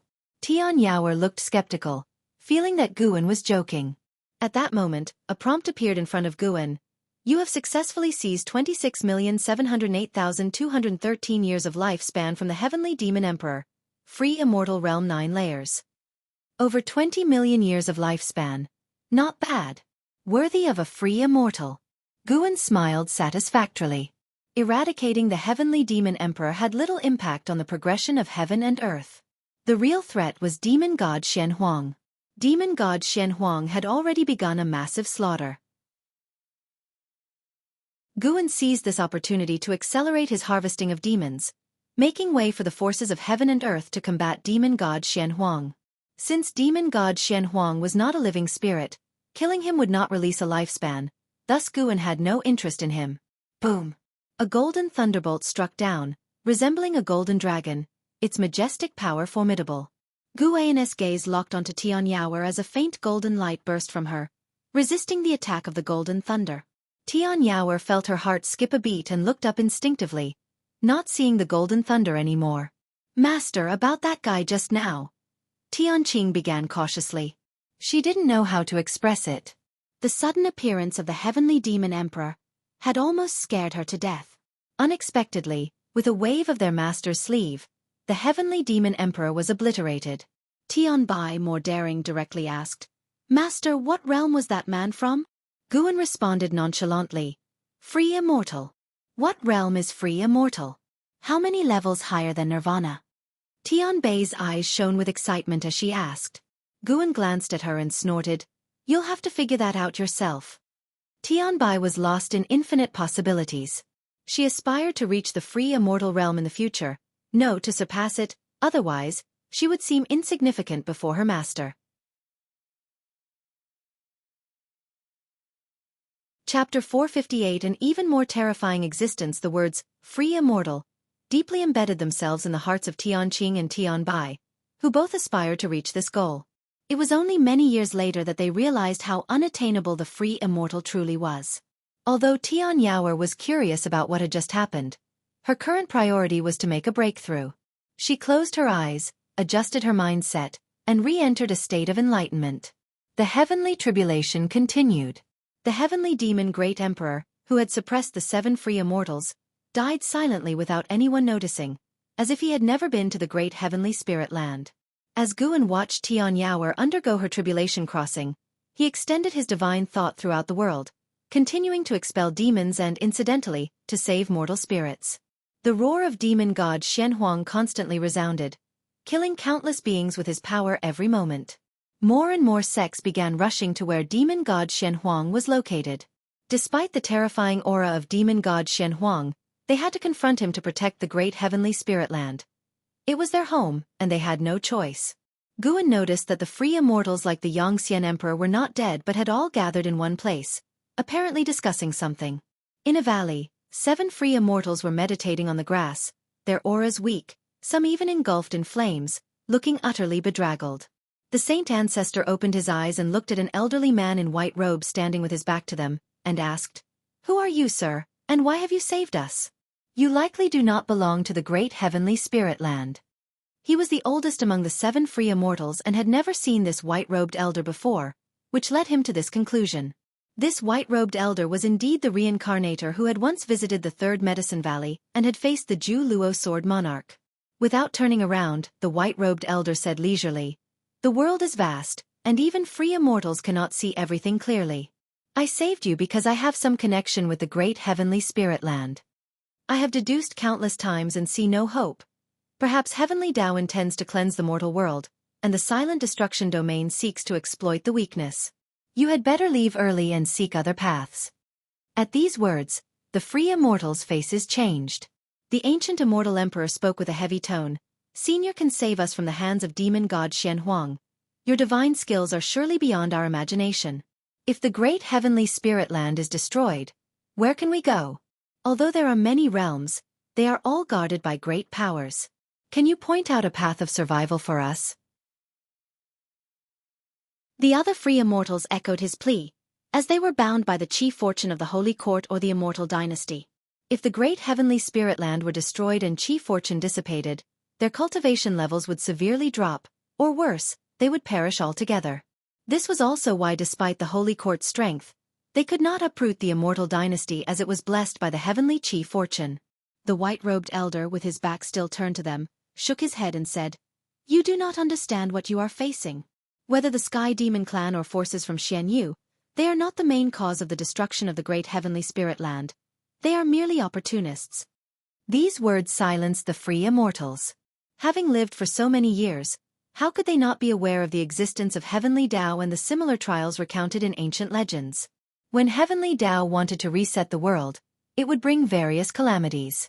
After a long while, the Xianxia emperor stared at the white-robed elder, breaking the silence, and asked, "Then, senior, what are you plotting?"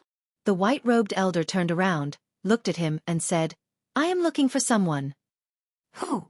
"I cannot tell you." The white-robed elder's response made the Xianxia emperor furrow his brows. He thought of Sword Venerable Fudao, as there had been many powerful beings from outer heaven in recent years. Were they all searching for some specific entity? Roar! The roar of demon god Xianxia echoed from afar again, this time more strained, clearly attacked by someone. A smile appeared on the face of the white-robed elder as he said, "Stop trying to challenge demon god Xianxia. None of you are his match, and he is backed by an even more transcendent existence. Even if you somehow manage to eliminate him, it will only provoke an even more terrifying calamity, and then I can only flee." An even more terrifying existence? Upon hearing this, all the free immortals turned pale. If demon god Xianxia alone was enough to drive them to despair, what kind of being could possibly be orchestrating behind him? Does Senior recognize Sword Venerable Fudao? One of the free immortals could not help but ask. Sword Venerable Fudao's name had long resonated across the world, but because he seldom acted recklessly, he was rarely mentioned. Yet, for higher-level cultivators, it was difficult to ignore his presence. Upon hearing the name Sword Venerable Fudao, the white-robed elder's expression subtly changed. He replied, "I do not know him, but I have once witnessed his elegance. He is also a being transcending the 9 heavens of immortal path. It is best for you to mention him less to avoid getting involved in great cause and effect. As for asking him to take action, that is even less advisable, as any adversary you face afterward would likely be almost as formidable as he is."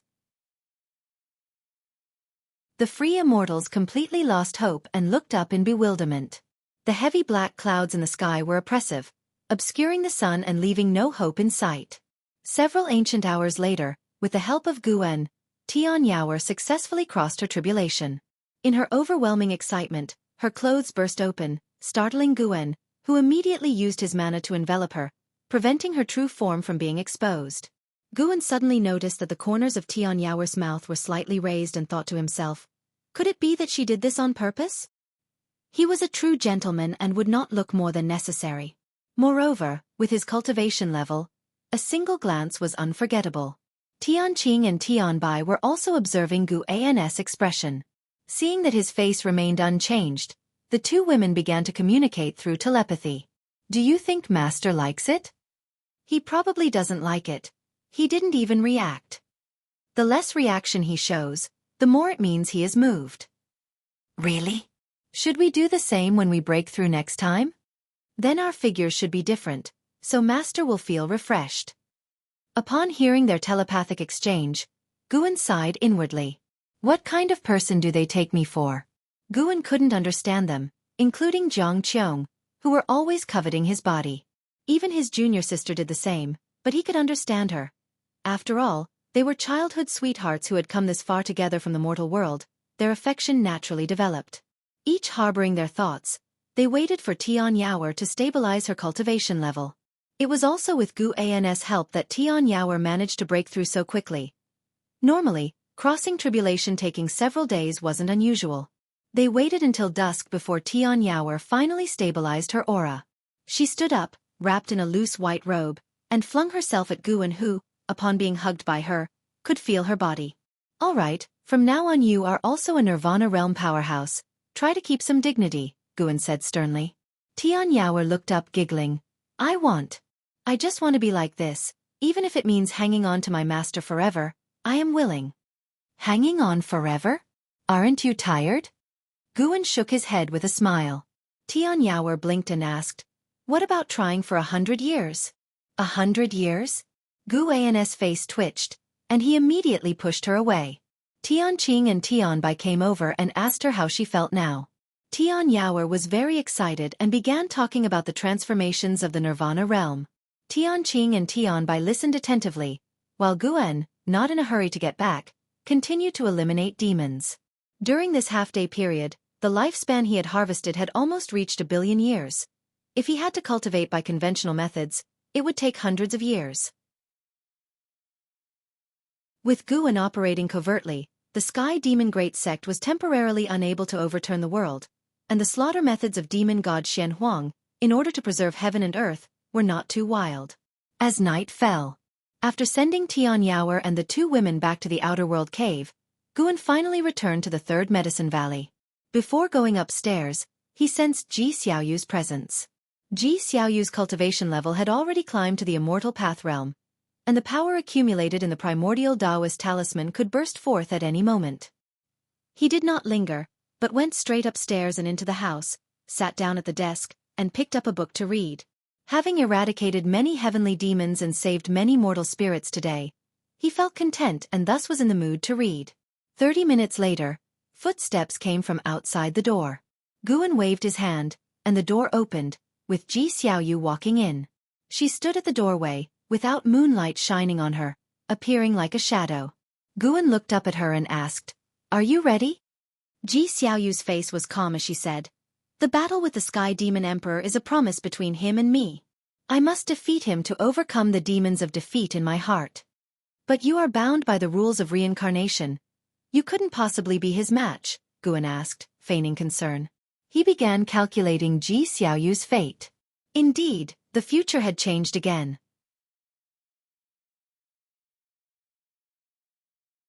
Chapter 459. Just want to test the edge of the Annihilation God Emperor. Gu calculated that Ji Xiaoyu, due to not encountering the Heavenly Demon Great Emperor, would end up battling against the demon god Xianhuang, and furthermore, there would be even stronger beings targeting her, wishing to forcefully drag her from the reincarnation rules. Indeed, troublesome. He had helped Ji Xiaoyu handle the Heavenly Demon Great Emperor, but in doing so, he had attracted the attention of an even more formidable existence. It's precisely because of the reincarnation rules that even if I'm not his match, there won't be any trouble. At worst, he'll just be expelled back to the Yin-Yang domain, Ji Xiaoyu calmly replied. Gu couldn't directly reveal the future, so he asked, "Aren't you afraid there are other beings behind the Heavenly Demon Great Emperor?" Ji Xiaoyu closed the door and then walked over to the table. She looked at Gu and said, "The appearance of the demon god Xianhuang indicates that there are stronger beings plotting from behind the scenes, but it's none of my concern. I'm not burdened with the mission of saving all living beings." She leaned forward, raising her right hand toward Gu and could have avoided it, but sensing a farewell atmosphere, he chose not to. Ji Xiaoyu reached across the table and grabbed his collar. Her eyes were complex as she said, "It's strange. We haven't gone through any heart-wrenching story nor faced adversity together. The days we spent together were so mundane, yet why am I moved by you, feeling emotions I never had before?" Gu tilted his head and asked, "You're asking me? I'm curious too. Is it because I'm too handsome?" Usually, Ji Xiaoyu would have glared at him, but she was not in the mood to care about such trivial matters now. Her right hand suddenly pulled with force, drawing Gu toward her. In that moment, Gu had plenty of time to react, and countless thoughts raced through his head, but inexplicably, he chose not to resist. The two quickly drew closer, and eventually, their lips met. Gu An's eyes widened, but seeing Ji Xiaoyu's somewhat resentful gaze, he lost the interest to pretend. The two just looked at each other, and the entire world seemed to fall silent. In their eyes, there was only each other. Guan understood what she was thinking. Ji Xiaoyu couldn't figure out what was on his mind, but she wasn't disappointed because she had already made her decision. After a while, Ji Xiaoyu let go, gently pushing Guan back. Looking at Ji Xiaoyu's expression returning to indifference, Guan couldn't help but sigh. When I first saw you as a child, your gaze was just like it is now. I thought you were emotionless. Ji Xiaoyu stared at him and said, "You guessed right. After tonight, I will sever these feelings. Your cultivation level is higher than mine, so if we meet again later, let's pretend this past never existed." Guan asked, "Why? Are you afraid it'll become your weakness?" Ji Xiaoyu shook her head, speaking in a very calm tone. "No, it's just that I want to become the strongest, and you are also that kind of person. How can there be two strongest in this world?" With that, she turned and walked away. She walked to the door and glanced back at Guan, saying, "You are the only man who has ever moved my heart, in all the reincarnations." Clang! Ji Xiaoyu opened the door and left, closing it behind her. Guan turned to look outside the window, where demonic qi obscured the moon. He raised his hand to touch his lips and let out a light chuckle. Love in this world, what is it really? It commands people to pledge their lives to each other. Guan murmured to himself, not feeling sad, his tone even slightly cheerful. This morning at dawn, Ji Xiaoyu departed with the Sun and Moon Netherworld Emperor. They had few close friends in Medicine Valley, so their departure went largely unnoticed. As Guan wandered through the valley, he found himself standing before 10,000 Sword Mountain, where Zhu Luo Sword Monarch stood before a stele, lost in contemplation of the mountain. "The great heavenly spirit land is in peril. Why do you not leave?" Guan approached him and asked curiously. Zhu Luo Sword Monarch came back to his senses, turned and gave Guan a respectful bow, saying, "The seniors have not left. Why should I? Moreover, this catastrophe is aimed at all living beings of great heaven and earth. As a free immortal such as myself, as long as I do not become their enemy, I should not encounter any trouble." Guan nodded, then followed with another question. "Has your Dahong Sword Heaven ever experienced such a calamity?"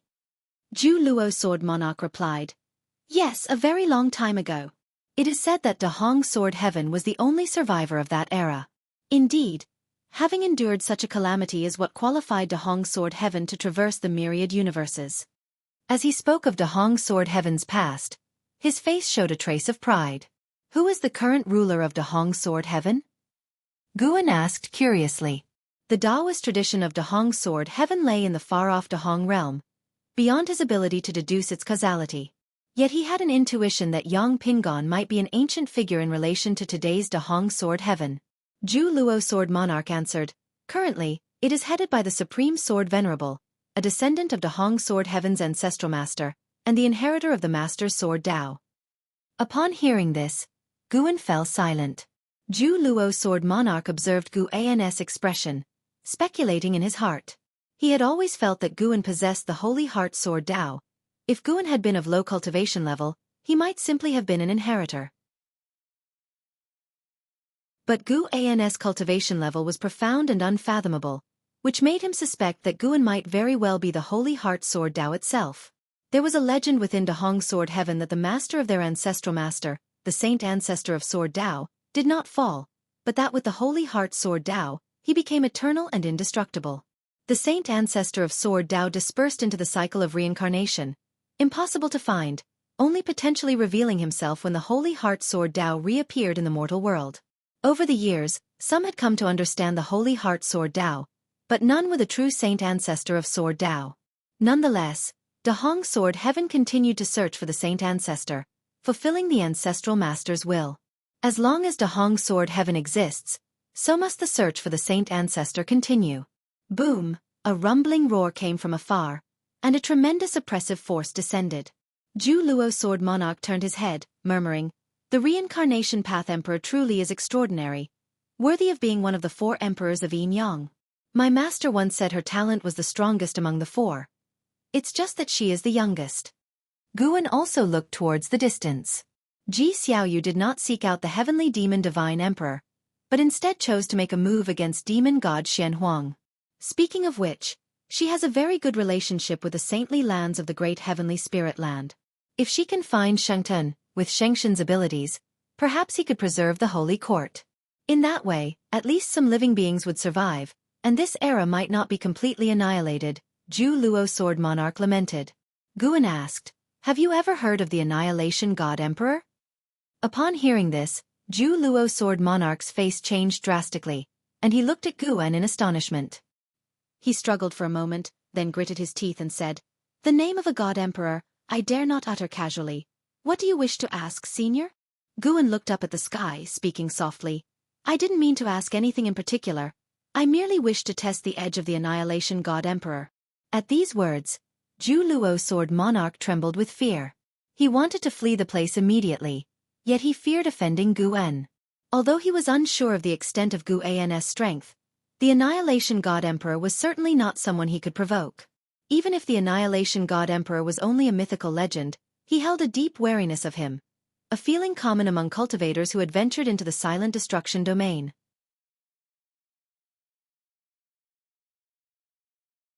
Chapter 460. Demon God approaches the sky, despair descends, just wanted to test the mettle of the Annihilation God Emperor? Upon hearing these words, Zhu Luo Sword Monarch felt a tingling sensation on his scalp. He couldn't imagine what kind of apocalyptic scenery would unfold if Guan and the Annihilation God Emperor were to fight, fearing that even the Tao rules of the universe would shudder. Zhu Luo Sword Monarch dared not continue the conversation and could only stare blankly at Guan. Guan looked back at him and smiled. "I was just talking nonsense, don't overthink it." Practicing the formless and invisible freedom body, he was not affected by karma. Even if he mentioned the Annihilation God Emperor's name, he wasn't afraid of being overheard by the Annihilation God Emperor, let alone, the Annihilation God Emperor of Outer Heaven was not the real body. Then, Guan patted Zhu Luo Sword Monarch on the shoulder, turned around, and walked along the foot of 10,000 Sword Mountain, planning to wander around the valley. While it seemed he was inspecting Medicine Valley, his divine thought was constantly watching Ji Xiaoyu. Faced with the formidable demon god Xianhuang, Ji Xiaoyu completely unleashed the power of the primordial Taoist talisman. Although Sun and Moon Netherworld Emperor did not join the battle, he was setting up a formation, channeling mysterious forces from other great heaven and earth to aid Ji Xiaoyu. Guan saw 3 towering figures in that formation, which he estimated were the other 3 from the group of Yin Yang 4 emperors. The intense power of the Reincarnation Path Emperor erupted, alarming various sects around the world and attracting more great cultivators and great demons to support. Guan saw that Xianxia Emperor and others also chose to join the fight, continuing to fiercely battle with the demon god Xianhuang. At the same time, at the edge of the 3rd Medicine Valley, atop a mountain peak by the cliff, Long Qing sat, his brows furrowed as he gazed at the sky, lost in thought.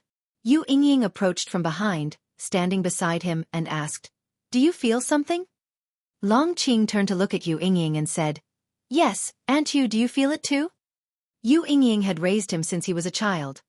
In his heart, she was like his mother, and despite his age, he still respected Yu Yingying deeply. Yu Yingying's eyes were complex, she spoke softly. "Yes, I have recovered many memories and also felt the call of the origin, urging me to join that slaughter." Long Qing's frown deepened and he continued, "I haven't recovered my memories, but I too feel a voice urging me to go out and join the battle." Yu Yingying turned to look at him, having sensed the aura of the same origin from him years ago. She knew Long Qing was also a reincarnated heavenly demon, but she had never mentioned it to anyone else, believing that Guan also knew this, and thus, had always refrained from teaching him cultivation. "Think more about your master's teachings. It might also be a tribulation for us," said Yu Yingying earnestly. Long Qing nodded. "Don't worry, my teacher has already warned me, I won't be reckless, and I know exactly who I am. I am Long Qing, and nothing from the past concerns me." He had lived for hundreds of years, cultivated for many years, and somewhat understood the matters of past life reincarnation. He speculated that if his past identity were revealed, it would bring great trouble, which was also why his master dared not teach him. The two turned their heads towards the horizon, continuing to share their feelings. They were just the tip of the iceberg. In various places around the world, reincarnated heavenly demons began to rampage and lose their senses until they reverted to their true demonic nature and started slaughtering all living beings. Guan was not only focused on Ji Xiaoyu, His divine thought also covered various places around the world, continuing to exterminate heavenly demons and save the mortal spirits. He did not intend to change the larger situation in the world, but wished to make the remaining lives of many mortal spirits somewhat better. Dark clouds churned, demonic chi roamed the mortal world, and occasionally fierce winds roared across the land, shaking the mountains. And Hao and a group of cultivators stood on a mountain peak, staring at the battle ahead, all showing a look of shock. Even the conceited and Hao could not remain composed. At the edge of the earth, the figure of demon god Xianxia, taller than mountains, stood. His long hair transformed into a mass of dragons twisting and continuously spewing flames. His arms, bigger than mountain ranges, swung ceaselessly, and several huge immortal path supreme treasures surrounded him. Various divine skills burst forth, shaking heaven and earth. And Hao's gaze fixed on a figure, a female cultivator clad in a black robe with her face covered by a black and white mask resembling a Taiji diagram. Her long hair fluttered, and behind her, a majestic golden wheel hovered, from which golden dragons surged forth, vying to attack the demon god Xianxia. It was Ji Xiaoyu. The power of the primordial Taoist talisman had been fully unleashed, and now she, in her original form, was contending against demon god Xianxia. Her figure was only 100 zhang tall, far smaller than demon god Xianxia, but her aura was in no way inferior to demon god Xianxia. At least from afar, and Hao and the others could not ignore her. And Hao even compared her to the Yangxian emperor and found that this woman was in no way inferior. Moreover, he felt as if he had seen her somewhere before. Roar! Demon god Xianxia roared again, its voice strained to exhaustion, causing heaven and earth to tremble violently. Above its head, the dark clouds churned violently, forming a black vortex with thunder and lightning flashing inside, as if some terrifying being was about to be summoned. Boom! A fearsome figure descended from the black vortex, landing on the ground and raising a dust cloud 10,000 zhang high. Another demon god Xianxia. Upon closer inspection, this demon god differed from demon god Xianxia only slightly in skin tone, almost like an avatar, his aura not at all weaker than demon god Xuanhuang's. His appearance caused faces like the Yangxian emperors and others to change drastically. One demon god Xianxia was enough to drive them to despair, let alone another one. How could they possibly stand against them? Transformed into the reincarnation path emperor, Ji Xiaoyu did not show much reaction. At least the mask covered her expression. Two demon god Xuanhuang stood side by side, like the highest peaks in the world, exuding an aura that disdainfully overlooked all living beings. In their presence, everything in the world seemed to diminish. For a moment, the great battle paused. The forces of great heavenly spirit land dared not make any rash moves, while the two demon god Xuanhuangs fell into a peculiar state of stillness. What's going on? A cultivator beside and Hao frowned and asked, the other cultivators also becoming even more tense. Such a scenario was truly ominous, as if a great disaster was about to befall them. Suddenly sensing something, and Hao abruptly looked up, his expression changing dramatically, he couldn't help but exclaim, "How is this possible?" The other cultivators also looked up, all of them turning pale with fright. In the sky, within the dark clouds, terrifying figures loomed, all immensely large, their forms identical to that of demon god Xianxia. Yangxian emperor and holy minister also turned pale. In the distance, on the desolate land where the sun and moon netherworld emperor was forming formations, he too was dumbfounded, his body trembling, unable to believe his eyes. How can there be so many? The sun and moon netherworld emperor said tremblingly. Behind him, three huge shadowy figures constantly supplied power to the reincarnation path emperor.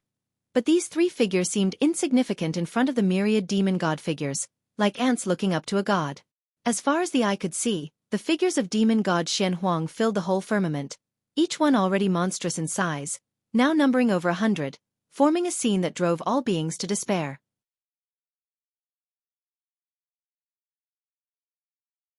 Chapter 461. Defying the Heavens, a Battle in Outer Heaven. Supreme Sect. Third Medicine Valley.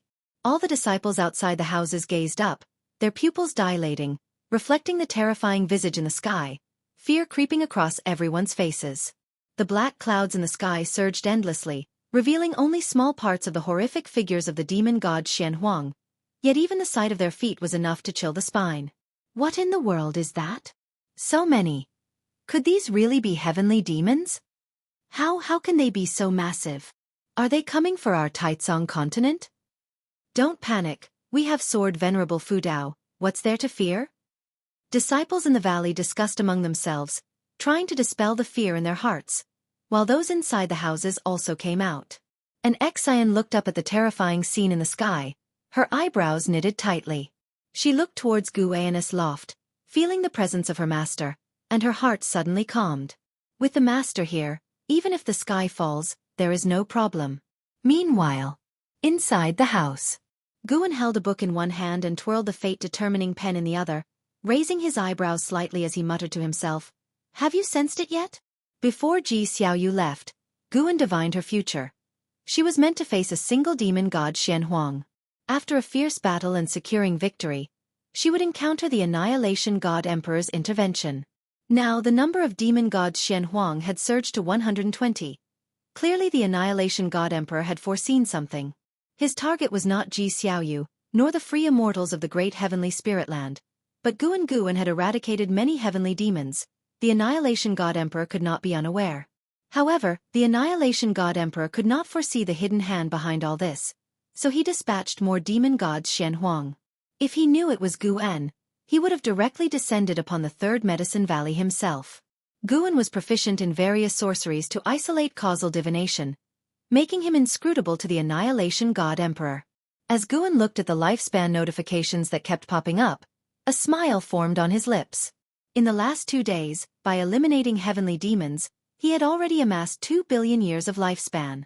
Once this ordeal was over, he planned to prepare for his breakthrough, to reach higher realms sooner for peace of mind. At that moment, footsteps approached from outside the door. "Come in." Before Xinzhen had even reached the door, Gu An's voice had already reached her. The door was pushed open, and Xinzhen stepped quickly inside, closing the door behind her, then walked over to Gu An's desk and slammed a scroll onto the surface. "How is it? How well did I draw?" Xinzhen asked proudly. Guan looked intently and saw the figure of a demon god Xianhuang rendered lifelike on the scroll. Guan raised an eyebrow surprised and asked, "How did you manage to draw this?" With Shenzhen's cultivation level, even if she could approach a demon god Xianhuang, it was impossible for her to clearly see their complete form. Could someone have visited her in a dream again? Guan quietly divined, but did not sense anyone else's causality in Shenzhen. The fact that Demon Shore chose Shenzhen was no coincidence. It was because of her talent. Guan had thought it was his Taoist intent that influenced Shenzhen, but now it seemed her own comprehension was also astonishing. Shenzhen laughed proudly. "I listened to their roars and started imagining what kind of existence they really are, and then I figured it out. Moreover, after drawing them, I feel that my chi blood has also strengthened a lot. This feeling is too wonderful. I haven't had such a sensation in many years. It seems my talent has returned." Guan couldn't help but praise her, which made her even more elated. Meanwhile, on the other side of the world, the battlefield was in extreme tension. Demon gods Xianhuang descended from the sky, causing the land to tremble. Many fell into the ocean, yet somehow they remained close to each other. A continent several times the size of Taizong continent could only accommodate 10 demon gods Xianhuang standing. And Hao and others were frightened into retreat, and it wasn't just them. All cultivators below the level of free immortal were evacuating. Yangxian Emperor, Holy Minister, and others were surrounded by demon gods Xianhuang. They stood back to back, their faces grim as they surveyed the surroundings. As Ji Xiaoyu transformed into the reincarnation Path Emperor, she found herself encircled as well. Her 100-zhang stature seemed like a pebble at the foot of Mount Tai in front of over 100 demon gods Xianhuang. Sun and Moon Netherworld Emperor stood in the middle of a formation, the 3 virtual shadows behind him dispersing with the wind, his body shaking continuously. He didn't gaze at the demon god Xianhuang but kept his head down, eyes wide open. An indescribable killing intent targeted him, rendering him immobile. How could this happen? With great difficulty, the Sun and Moon Netherworld Emperor uttered a word, unable to say more. He wanted to warn Ji Xiaoyu but found himself unable to speak. He could only mutter fearfully in his heart. At that moment, an immense pressure enveloped the entire world. "The fate of the great heavenly spirit land has expired. Your interference is against the heavens." It was the voice of the Annihilation God Emperor, resonant and echoing throughout the great heavenly spirit land, heard clearly by all beings. The phrase "fate has expired" filled most living beings with despair, but hearing someone was intervening, a spark of hope ignited in their hearts. The Holy Court, Xianxia. The red dust immortal emperor? Or perhaps the reincarnator that hides within the mortal world? No matter who it is, do you truly intend to withstand the grand heavenly might? The voice of the annihilation god emperor rose again, and as his words ended, 120 demon gods Xianhuang unleashed devastating auras, shattering their continent, stirring up oceans into colossal waves that soared into the sky. The overwhelming pressure caused even the free immortals to fall, including Ji Xiaoyu. Although Ji Xiaoyu wore a mask, concealing her eyes from her clenched jaw, it was clear she was unable to resist.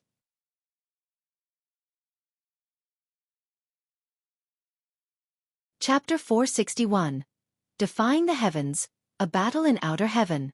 _2 All over the world, cracks began to appear, and even the Taitsong continent began to tremble violently. The supreme sect immediately fell into chaos. Faced with such pressure, they could no longer afford to believe in sword venerable Fudao. They instinctively felt panic.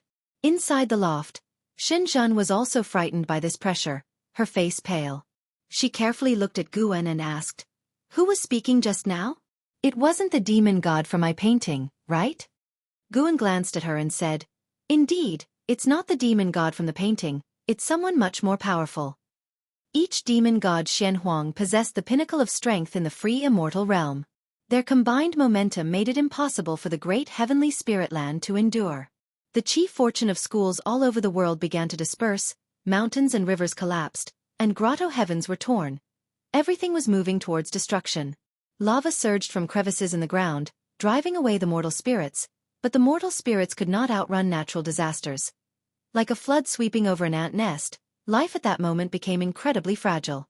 Ji Xiaoyu, Yangxian Emperor, and other free immortals were pressed down by the overwhelming presence of the demon gods Xianhuang as if plunged into the seabed. They seemed to have arrived in the lower realm. Looking up, the demon gods Xianhuang stood above the sea, supremely confident, looking down upon them as if viewing ants. Damn it! The holy minister gritted his teeth. He was no longer afraid but angered by the words of the annihilation god emperor. Heavenly will?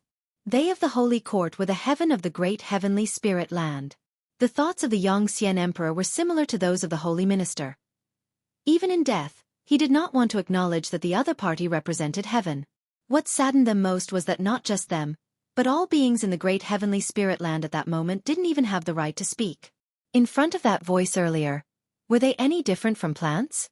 If it really is the heavenly will, then tell me why the heavenly will doesn't let heaven and earth perish on their own, instead letting these undead puppets come out to slaughter? Suddenly, a voice sounded. For some reason at that moment, all beings in the world felt a sense of relief. All disasters on earth paused in an instant, only living beings could continue to move. The oppressive force of the demon god Xianhuang on them was quickly receding. This voice was Guan's. Upon hearing this, Anhao took a deep breath, turned around, and looked towards the figures of the demon gods Xianhuang in the distance. His eyes filled with anticipation.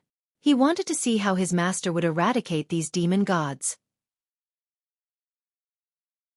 Within the third medicine valley, thousands of disciples turned their heads simultaneously toward Guan's loft. Atop the mountain, Long Qing, along with Yu Yingying, also turned around. Before 10,000 Sword Mountain, Zhu Luo Sword Monarch turned, his face showing a tense yet excited expression. Such a matchless battle was a rare sight. The entire supreme sect suddenly quieted down. The subsect, Yilan, Zhanqin were floating in the air, presiding over the formation, but upon hearing Guan's words, they suddenly froze. Senior brother. Master. The two women instinctively looked up at the sky. At that moment, the enormous shadows of the demon god seemed not as terrifying as before. Far away in the Juhua sect, Jiang Qiong was equally stunned. She felt fear from the words of the annihilation god emperor, and was hesitating whether to abandon the Juhua sect. Then the sound of Guan's voice arose. She could not have mistaken it. The voice just now definitely belonged to Guan. So it's you, Sword Venerable Fudao. I originally thought you were merely in hiding here, but it seems you have other plans. The voice of the annihilation god emperor resounded. Far in the cosmos, Black City shook violently, and the grand doors burst open. The Annihilation God Emperor stepped out from the immense black aura as if he had come from the chaotic void, exuding an ancient and vast aura. I indeed do not desire to interfere in worldly affairs, but your self-righteous behavior and your words are unacceptable to me. The fate of this world should be determined by this land itself. Even if its beings are to die, they should perish under the power of heaven and earth, not by the hands of an outsider like you. Gu An's voice rang out again, conducting a remote conversation with the Annihilation God Emperor, fearless and even displaying a resolve that stirred the spirits of all beings. His words resonated deeply with the hearts of the beings. Indeed. Why should their life and death be determined by the heavenly demon? Third Medicine Valley. Inside the loft. Xianxia looked at Guan opposite her, extremely excited. Just separated by a table, watching Guan sitting calmly, sizing her up while conversing with a mysterious enemy capable of destroying heaven and earth, she was so moved that she even wanted to kneel down and worship Guan. The scene before her was not difficult to depict, but the impact Guan had on her made it impossible for her to continue drawing. Guan put down the scroll, lifted the fate-determining pen, and smiled at Xianxia. Would you like me to write a couple of words for your painting? Xianxia was still stunned and nodded subconsciously. Guan then firmly held the fate-determining pen and wrote on the painting. If you must interfere, then obliterate the demon god and come to outer heaven to battle with us. The tone of the Annihilation God Emperor suddenly changed, filled with oppression. He seemed to tear away his hypocritical facade, transforming from solemn and heavy to wickedly powerful. Battle in outer heaven. His challenge made all beings in the heaven and earth hold their breath and concentrate. The beings awaited the response from Sword Venerable Fudao. After a few moments, good. Gu An's voice suddenly rang out, uttering just one word, yet it brought boundless hope to all beings. At the same time inside the house, as Guan wrote down the last character, he swung the fate-determining pen forward, and ink flew out, soaring right in front of Xianxia. Xianxia subconsciously turned her head, trying to chase the flowing ink. With this stroke, Guan utilized his causal power. The terrifying causal power of Xian Yuan's Zai Xian swept unnoticed across mountains and lakes, vast oceans and islands, flying past countless birds and through fleeing cultivators and demons.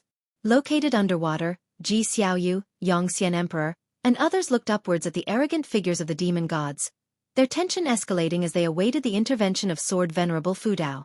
Suddenly, every free immortal felt a shudder in their soul, overwhelmed by an indescribable fear, and then they witnessed a scene they would never forget. The figures of the Xianhuang demon gods above seemed to be extinguished by an invisible hurricane, all disappearing in ashes together. Everything happened so quickly that the free immortals couldn't even react in time. In an instant, 120 Xianhuang demon gods ceased to exist. Inside the house, Guan stood up and walked around the table. Xianxia's gaze subconsciously followed him, and she saw him approach her. Guan pointed at the white paper that had appeared on the table without her noticing, smiled and said, "Can you draw me next? Make sure to depict me handsomely." Upon hearing this, Xianxia instinctively grabbed Gu An's arm, breaking from her fervent emotions. She looked at him and asked through gritted teeth, "Are you confident?" Somehow, seeing Guan about to leave filled Xianxia with anxiety. She thought of those heroes in stories preparing for their final moments of glory. Although she was unclear about who the Annihilation God Emperor truly was or how powerful, it was obvious from his previous words that he did not fear Sword Venerable Fudao. Guan smiled, "I'm not confident, but I still need to stand up. Otherwise, who will champion this world? Don't forget, you're also part of this world." He gently broke free from Xianxia's hand and walked to the windowsill. Xianxia turned to look, and unexpectedly, sunlight appeared outside the previously dim window, shining directly on Guan. Under the sunlight, Guan gradually became ethereal and finally disappeared with the light. Xianxia couldn't help but cover her chest, feeling an indescribable discomfort. Outside the attic, thousands of disciples who had been closely watching saw Guan transform into light and leave, leaving them all stunned in place. They instinctively looked up. A hole appeared in the sea of dark clouds engulfing the sky, and sunlight poured down from there. Under the mystic pure tree, an Xian looked up at the cloud hole in the sky, feeling infinite admiration rising within her. "Master, is this the moment you spoke of, turning the tide?" Guan had taught her more than once to concentrate on cultivating, as the significance of diligent cultivation was to turn the tide when faced with crises others couldn't handle. The rewards in that moment would exceed being powerful itself. Before, an Xian did not understand what gains would helping others bring. But now she understood.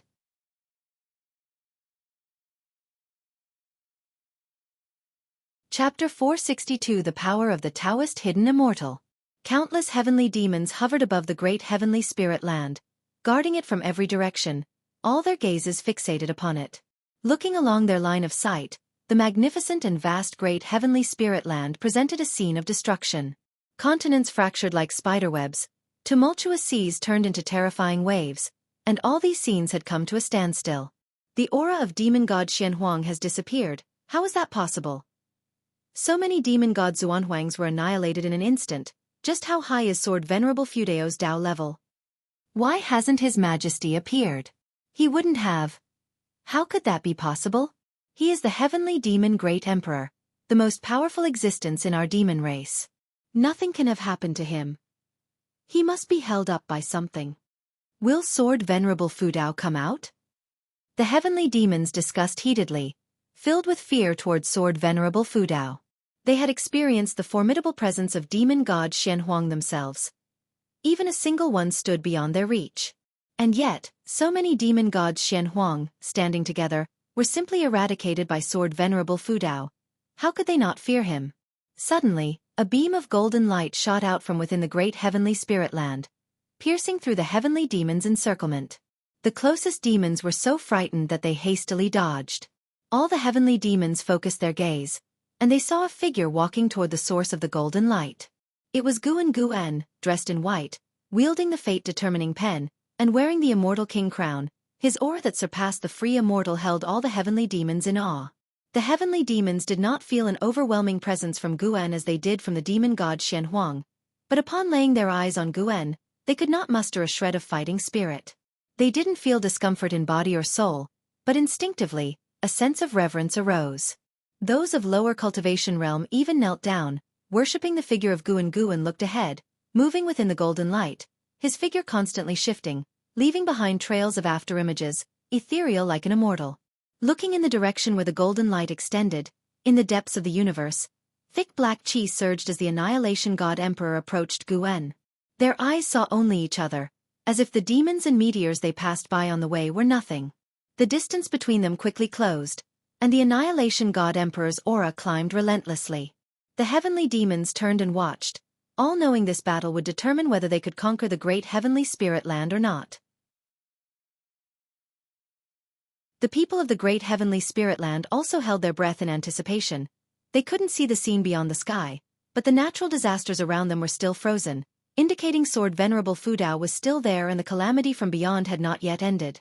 Liya made his way through wall after wall of waves, gazing at the walls of waves around him that seemed like acts of gods, with nothing in his heart but awe. How has the voice of the primordial ancestor changed, and why does it sound so familiar? Liya muttered to himself, harboring an absurd guess in his mind. He secretly decided that, once this catastrophe was over, he would have to return to the supreme sect to find out. If it really was as he suspected, then his whole worldview would collapse. Impossible, right? Could I have misheard? Liya's expression was complex. The more he thought about it, the more confused he became, even thinking maybe he shouldn't return at all. The divine exotic immortal spirit stood on Liya's shoulder, looking up at the sky with anticipation, awaiting its master's performance. Though the pressure from the annihilation god emperor was overwhelming, it believed its master would not lose. The people were all emotionally invested in the battle beyond, while Guan, the bearer of their hopes, was drawing ever closer to the annihilation god emperor. He watched the annihilation god emperor continuously elevating his own aura, even surpassing the free immortal realm, and he was not surprised. Summoning so many demon gods Xianxia, the fleshly body of the annihilation god emperor couldn't possibly be as simple as a free immortal. Guan could feel a faintly discernible aura of causality emanating from the annihilation god emperor, an aura that seemed to travel from another universe, its trajectory of causality unfathomable and inscrutable, only its unfathomable depth could be sensed. Sword Venerable Fudao, who exactly are you and what do you want? The voice of the annihilation god emperor rang out, tone indifferent. Guan walked in the midst of the golden light replying, That's what I'd like to know as well. Whether he had surpassed the original self of the Annihilation God Emperor or not, he wouldn't reveal the existence of lifespan samsara. The evolution of lifespan was his most crucial card, one he wouldn't disclose to even the most important and closest beings to him. It would remain a secret sealed forever in his heart. Without the experiences from lifespan samsara, it would be impossible for him to know about the original self of the Annihilation God Emperor, at least not now. I am here to find someone. With your Tao fruit realm cultivation level, yet choosing to hide within the universe, it's likely you are also searching for something. As the Annihilation God Emperor's voice faded, the momentum of the Taoist hidden immortal erupted, startling the entire cosmos. The Tao rules in the void began to rage. Infinite Tao spiritual energy surged, raising waves of energy. The faces of the free immortals in the distant great heavenly spirit land dramatically changed colors. At this moment, they could confirm that the Annihilation God Emperor had indeed surpassed the 9 heavens of immortal path. The difference of one realm was like the difference between immortals and mortals. They looked toward the outer heaven with anxiety, for Gu and Ji Xiaoyu also looked upward, but her face was hidden behind a mask, her expression unseen.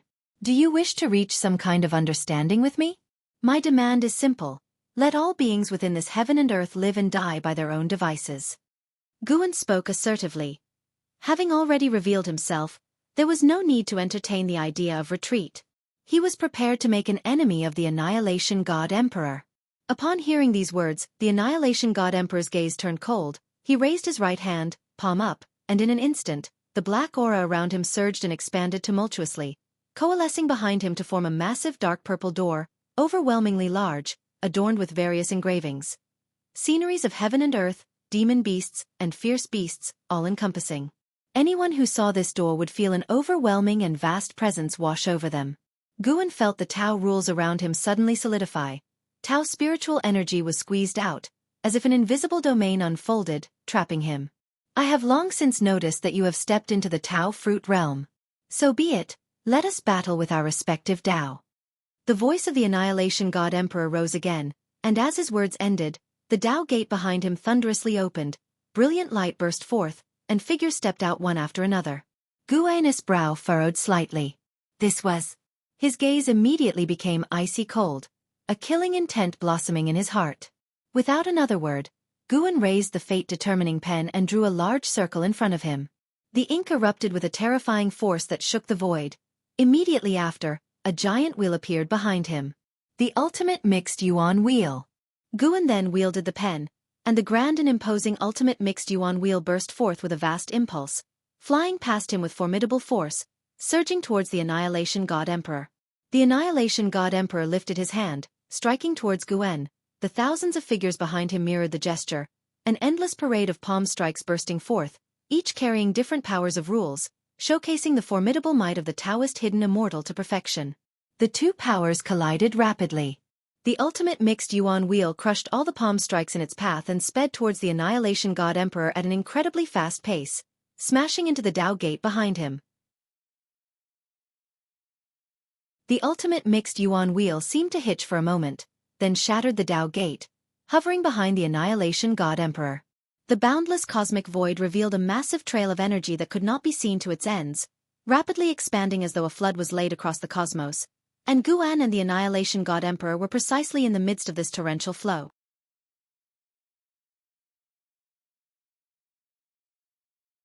Chapter 463. Rebirth of Heaven and Earth. The ultimate chaos disk hovered behind the Annihilation God Emperor, situated within the universe, as if it was the most ancient creation, vast and magnificent. It rotated slowly, as though the ancient hours were passing by, never to stop. Underneath the helm of the Annihilation God Emperor was nothing but darkness, like a black hole, preventing anyone from discerning his expression. However, from his shaking figure, it was apparent that his heart was far from calm. The noise from the collision of two Taoist paths gradually weakened until the universe fell into silence. Guan looked at the Annihilation God Emperor, his heart still filled with the desire to kill. The Tao that the Annihilation God Emperor had just used was, in fact, Long Zhan's divine skill, the heavenly dragon reincarnation Dharma. It was the creation of Long Zhan's lifetime, able to summon a reincarnation body to fight for oneself. The Annihilation God Emperor, who assassinates Long Zhan, not only seized Long Zhan's divine skills but also transmigrated into the body of a descendant of the dragon family to become his reincarnation body. Gu An's judgment wasn't made through prediction. Divine skills could not reveal cause and effect, but he saw the figure of Long Xian. Long Xian had become the reincarnation body of the Annihilation God Emperor. How could he not be furious? What a domineering divine skill, but you have not reached the Shenyuan realm, said the Annihilation God Emperor, his voice cold. He had hoped that Guan would be of a higher realm to eliminate his current form, but from the manner exhibited just now, Guan was of the same realm as him. To be slain in seconds by someone of the same realm? Little did he know, Guan was indeed a Shenyuan Zai Xian, having intentionally suppressed his realm at the level of a Taoist hidden immortal. He was capable of battling Ji at the same realm. Moreover, his own combat capabilities were extremely terrifying, having invested many years of his lifespan into his Taoist sorcery. It wasn't just his realm that was high, every aspect of his abilities, if taken individually, were oppressively strong. Moreover, Guan had struck out in anger. Guan did not lose his sanity and said, "It seems you still have your true body somewhere, but let me advise you, do not interfere with the destiny of all beings in the great heaven and earth. The heavenly Tao has its own rules." The figure of the Annihilation God Emperor began to dissipate, looking at Guan in silence, wordless. Guan waited until his figure had completely vanished. He received no notification of ceasing lifespan. The body of the Annihilation God Emperor was so peculiar that Guan couldn't distinguish if it was an avatar or some special flesh and blood form. It deserves to be mentioned that the Annihilation God Emperor did not bear any animosity towards Guan, which made him even more cautious. He turned around, looking towards the direction of the great heavenly spirit land. Countless heavenly demons watched the ultimate chaos disk with wide eyes, all terrified. When the Annihilation God Emperor revealed his Tao gate earlier, it was shocking enough, but they never expected that Sword Venerable Fu Dao would break his gate and destroy his body in one move. The stronger the demeanor the Annihilation God Emperor displayed, the more intense the shock Sword Venerable Fu Dao brought by killing him in an instant. On the side of the heavenly demons, all of them lost the will to fight, even forgetting to flee.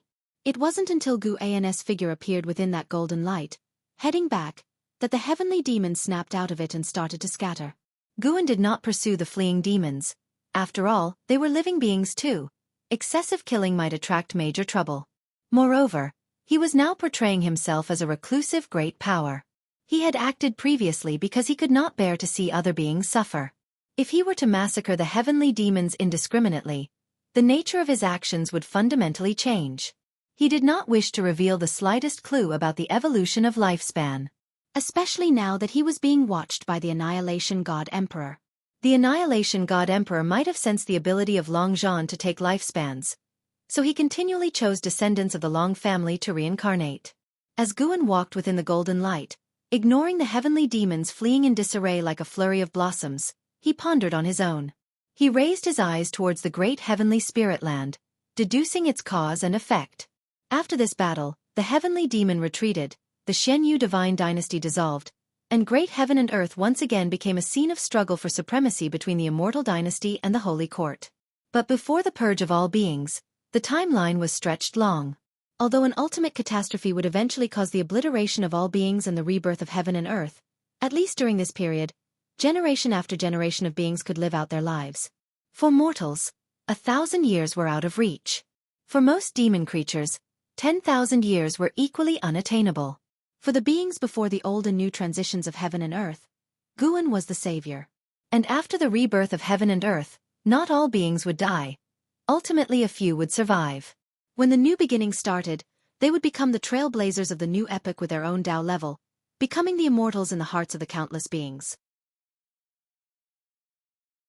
Of course, the fate would keep changing, because enemies like the silent Annihilation God Emperor and the Battle Court had their eyes on the great heavenly spirit land, as did other free immortals from different great heaven and earth.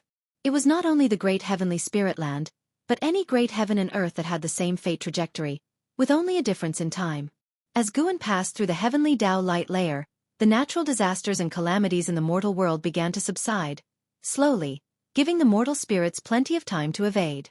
Looking down upon the mortal world, a golden light shone on Gu An's face, and he appeared indifferent like a heavenly god, radiating an aura of absolute impartiality towards all beings. He saw Ji Xiaoyu. Xiaoyu's figure was also fading, and beneath her illusory form, a blazing primordial Taoist talisman emerged, absorbing her soul. The intangible reincarnation rules swept towards her like a tidal wave, ready at any moment to engulf her within the talisman. Xiaoyu, too, was looking up at Guan hesitated for a moment, then opened his mouth. A slight tremble crossed Xiaoyu's face, as if surprised, and then, she was taken into the primordial Taoist talisman. The talisman then contracted and disappeared into thin air at the bottom of the sea. The free immortals did not concern themselves with her disappearance, all still in shock at the power of sword venerable Fudao. As the surrounding seas poured in, they would soon be submerged, sinking to the ocean's floor, yet they still did not move, staring blankly at the sky. Holy Minister took a deep breath, his expression complex, his hands clenched into fists inside his sleeves. He was filled with dread and did not even feel relieved. Guan's strength was beyond his imagination. He was now certain that even if Xianxia returned, he could not be Guan's opponent. Such a powerful being seemed ridiculous to even think of courting, and in the future, any decision the Holy Court made would have to consider the thoughts of Sword Venerable Fudao. Otherwise, Sword Venerable Fudao could annihilate the Holy Court in an instant. Not just him, Xianxia Emperor thought the same. The two exchanged a glance, reaching the same understanding. They needed to visit the Supreme Sect.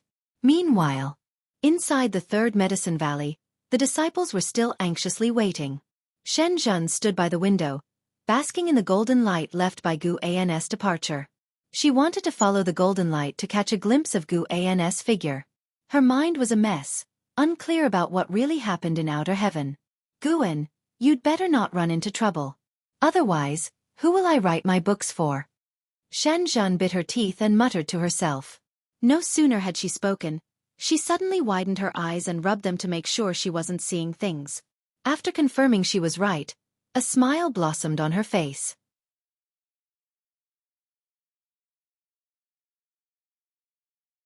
Chapter 464. Won by luck under Xianxia's gaze, Guan descended from the golden light as if there were an invisible staircase beneath his feet. He walked so steadily, resembling a heavenly god descending to the mortal world. More and more disciples noticed Guan's figure, and they all felt a surge of surprise and began to cheer. Master has returned. It's really Master. How come he's back so soon? Did the other party flee? It's unclear, but there was definitely a very terrifying pressure that came just now. I felt they had clashed. Nonsense. Our master is Sword Venerable Fudao. Think about it. Has Master ever not used an absolutely dominant stance to slay his enemies? The disciples chatted among themselves, attracting even more disciples to join the crowd. An Xian saw Guan's figure, and her face bloomed with a smile. She immediately went over to take control of the situation to prevent the disciples from disturbing Guan. Luo Sword Monarch, in front of 10,000 Sword Mountain, had witnessed the previous battle and now wore a face of disbelief. That was the Annihilation God Emperor, the most terrifying legend of the silent destruction domain. Such a terrifying being had no power to resist in the face of Guan. Moreover, he heard what the Annihilation God Emperor said. These two supreme beings were of the same realm. Suddenly, Luo Sword Monarch felt he couldn't be considered a genius anymore. Facing a free immortal now, he would find it difficult to obliterate the opponent with one move. He could battle a dozen free immortals, but to kill a free immortal would be difficult. Even to say, as long as the free immortal wanted to escape, he could not stop them. Xianxia and Nine-Finger Divine Lord, two great cultivators of Medicine Valley, now revered Guan like ordinary disciples. Nine-Finger Divine Lord was the most emotional. He had once thought he was lowering himself to befriend Guan, but it turned out to be Guan who had bent down. Thinking back on the chess games Guan had played with him, he felt Guan had been giving him guidance. For a moment, Nine-Finger Divine Lord was lost in reminiscence. Those who had been close to Guan were also recalling the past, as Guan's demonstrated strength today shattered their previous perceptions.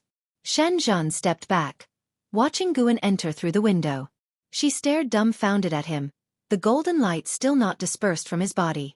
Guan smiled, the golden sunlight behind him dissipated, and the room returned to its normal state. He raised his hand and waved in front of Xianxia, asking, "What are you thinking about?" Xianxia snapped back to reality and hurriedly asked, "Is it over?" "Otherwise, what? Do you think I just went to beg for mercy?" Guan blinked and retorted. Shenzhen's beautiful eyes widened, and her breathing suddenly became hurried. You won. Yeah, fortunately victorious. Fortunate and so quick? When experts clash, the outcome often lies in an instant. I don't believe it. Then never mind. You were going to draw me, why haven't you started? Can't you manage? How could I not? I'll draw you right now. Although they were bantering, Shenzhen was very excited. As soon as she finished speaking, she turned and went towards the desk. Guan turned, looking out the window. The dark clouds in the sky were dispersing, making the outside world grow increasingly brighter. Enjoy the years I have fought for you, Guan murmured to himself, and next, he needed to prepare for his breakthrough. He extended his divine thought to cover the mortal world, eliminating those heavenly demons that were still causing chaos. As for those that had fled, he couldn't be bothered to chase them. Once he reached 6 billion years of lifespan, he would advance. News of Guan's return quickly spread to the supreme sect. As the natural disasters gradually subsided and the heavenly demons began to retreat, all beings across the lands understood that Sword Venerable Fudao had won. In the mountain god temple within the North Sea Mountains, Sage Xianxia sat on the stone steps, looking up at the dispersing dark clouds, filled with emotion. Mountain god, Sword Venerable Fudao. So that's how it is, he suddenly gained insight. Identity wasn't important. What mattered most was acting with the righteousness of the heavenly Tao for all living beings. He closed his eyes and continued his cultivation. With Sword Venerable Fudao being so formidable, he absolutely couldn't shame himself. After all, he was now somewhat like half a disciple of Sword Venerable Fudao. The clamor in the world continued to rise. Against the lively backdrop of the world, Guan chose to shut his door and not emerge. When the dark clouds that enveloped the world scattered, and the sun was also setting. Sunset and moonrise, when the morning sun rose, Guan quietly left early in the day. First, he went to Hidden Spirit Palace to harvest the ripe medicinal herbs, then had the deep-sea dragon carp sow new seeds. Guan lay on the rocking chair, admiring his attribute panel. Name, Guan lifespan, 1/145/6, 001, 319, 431 physique. Mixed element golden body cultivation level. Xian Yuan Zizai Xian realm perfect 6 billion years of lifespan. I should be able to break through successfully, right? Last time I broke through, I only had a lifespan of 3 billion years. Guan began to contemplate which Taoist sorcery to enhance. He had experienced the thrill of annihilating enemies within the same realm in an instant, so he still needed to strengthen all aspects of his power. Of course, given a choice, he would still prefer to fight lower realms with a higher realm, trying to avoid confronting powerhouses of the same realm as much as possible. After a while, the deep-sea dragon carp, having finished its tasks, came before Guan, looking at him hesitantly as if wanting to say something but stopping itself. Speak if you have something to say, said Guan with his eyes closed, his tone lazy. Taking a deep breath, the deep-sea dragon carp cautiously asked, Master, was that your voice yesterday? What, you couldn't tell? No, it's just that The deep-sea dragon carp suddenly became excited, speaking incoherently, unable to express its emotions. It could feel the terrifying presences of demon god Xianhuang and annihilation god emperor even within the hidden spirit palace. Yesterday, it had felt despair too, hesitating whether to leave the dojo or not but ultimately choosing to trust its master. It had hoped that the master would return to take it away, yet unexpectedly, the master directly confronted the world-ending evil demon on behalf of all living beings. Although it could not witness the battle, hearing the conversation between Annihilation God Emperor and its master made it profoundly stirred. Cultivation should indeed be so radiant and awe-inspiring, standing tall and proud against the sky. The gaze of the deep-sea dragon carp toward Guan was filled with fervor. Guan opened one eye and looked at him, feeling almost goosebumps. The deep-sea dragon carp seemed like a tender, pure-hearted beauty about to swallow him whole. How could he not be scared? Go cultivate right away. Your cultivation level is rising too slowly, Guan said sternly, and the deep-sea dragon carp snapped out of its trance, nodded subconsciously, then turned and left. But as it walked away, it kept looking back, while Guan tried hard not to watch. Staring at the deep-sea dragon carp for a long time, Guan realized that it was indeed pleasant to look at. No sooner had the thought entered his mind than Guan hastily dismissed it, continuing to ponder his plan to become stronger. An hour later, Guan left the hidden spirit palace and stepped into outer heaven. He was going to break through today. Having just slain a clone of the Annihilation God Emperor, the Annihilation God Emperor definitely could not arrive in a short time. Guan was not going to wait for him to arrive before breaking through. Moreover, the universe was already turbulent these past few days. Causing a commotion might not make others assume it was Sword Venerable Fudao at work. After all, Sword Venerable Fudao only wished to protect the great heavenly spirit land. Guan concealed his form, and even a Taoist hidden immortal would not be able to see him.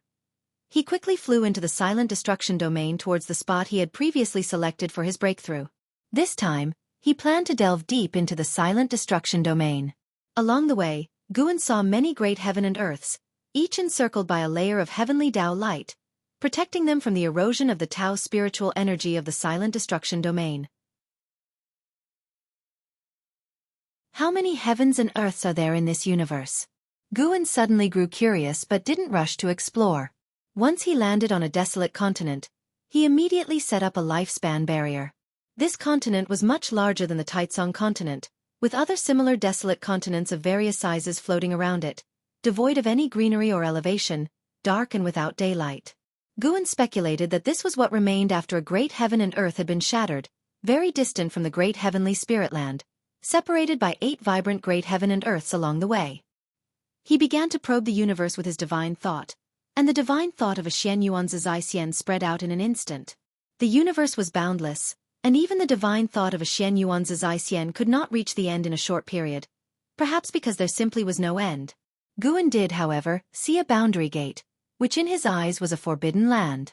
He did not want to disturb the heavenly spirit god, so he deliberately bypassed the boundary gate. 10 breaths later, Guan withdrew his divine thought. He had explored 37 great heaven and earths that were in no way inferior to the great heavenly spirit land, as well as thousands upon thousands of minor heaven and earths. He remembered a legend that stated the great heavenly spirit land was merely a piece of what existed before. Could it be that all the heavens and earths in the universe originated from the same source, and the great heavenly spirit land just happened to be the middle piece? He thought it was quite possible, especially since the entity guarding the boundary gate was also named after the heavenly spirit.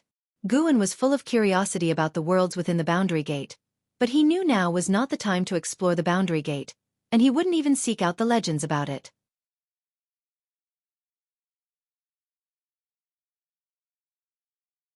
Chapter 465. The breakthrough begins. Guan withdrew his divine thought and then sat cross-legged on the spot, summoning his attribute panel. First, enhance the physique. The last enhancement had cost 200 billion years of lifespan to succeed. How many billion years of lifespan would this time require? If it was too much, Guan would have to give up a comprehensive enhancement and focus on improving his cultivation level first. Let's start with 100 billion years of lifespan. Invest. Guan's gaze fixed on the mixed element golden body in the attribute panel, silently making his decision. Series of prompts started to appear, and he was already prepared for failure. It wasn't exactly failure, however, since it wasn't a tribulation crossing. Even without enhancement, the evolution of lifespan would still strengthen his physique.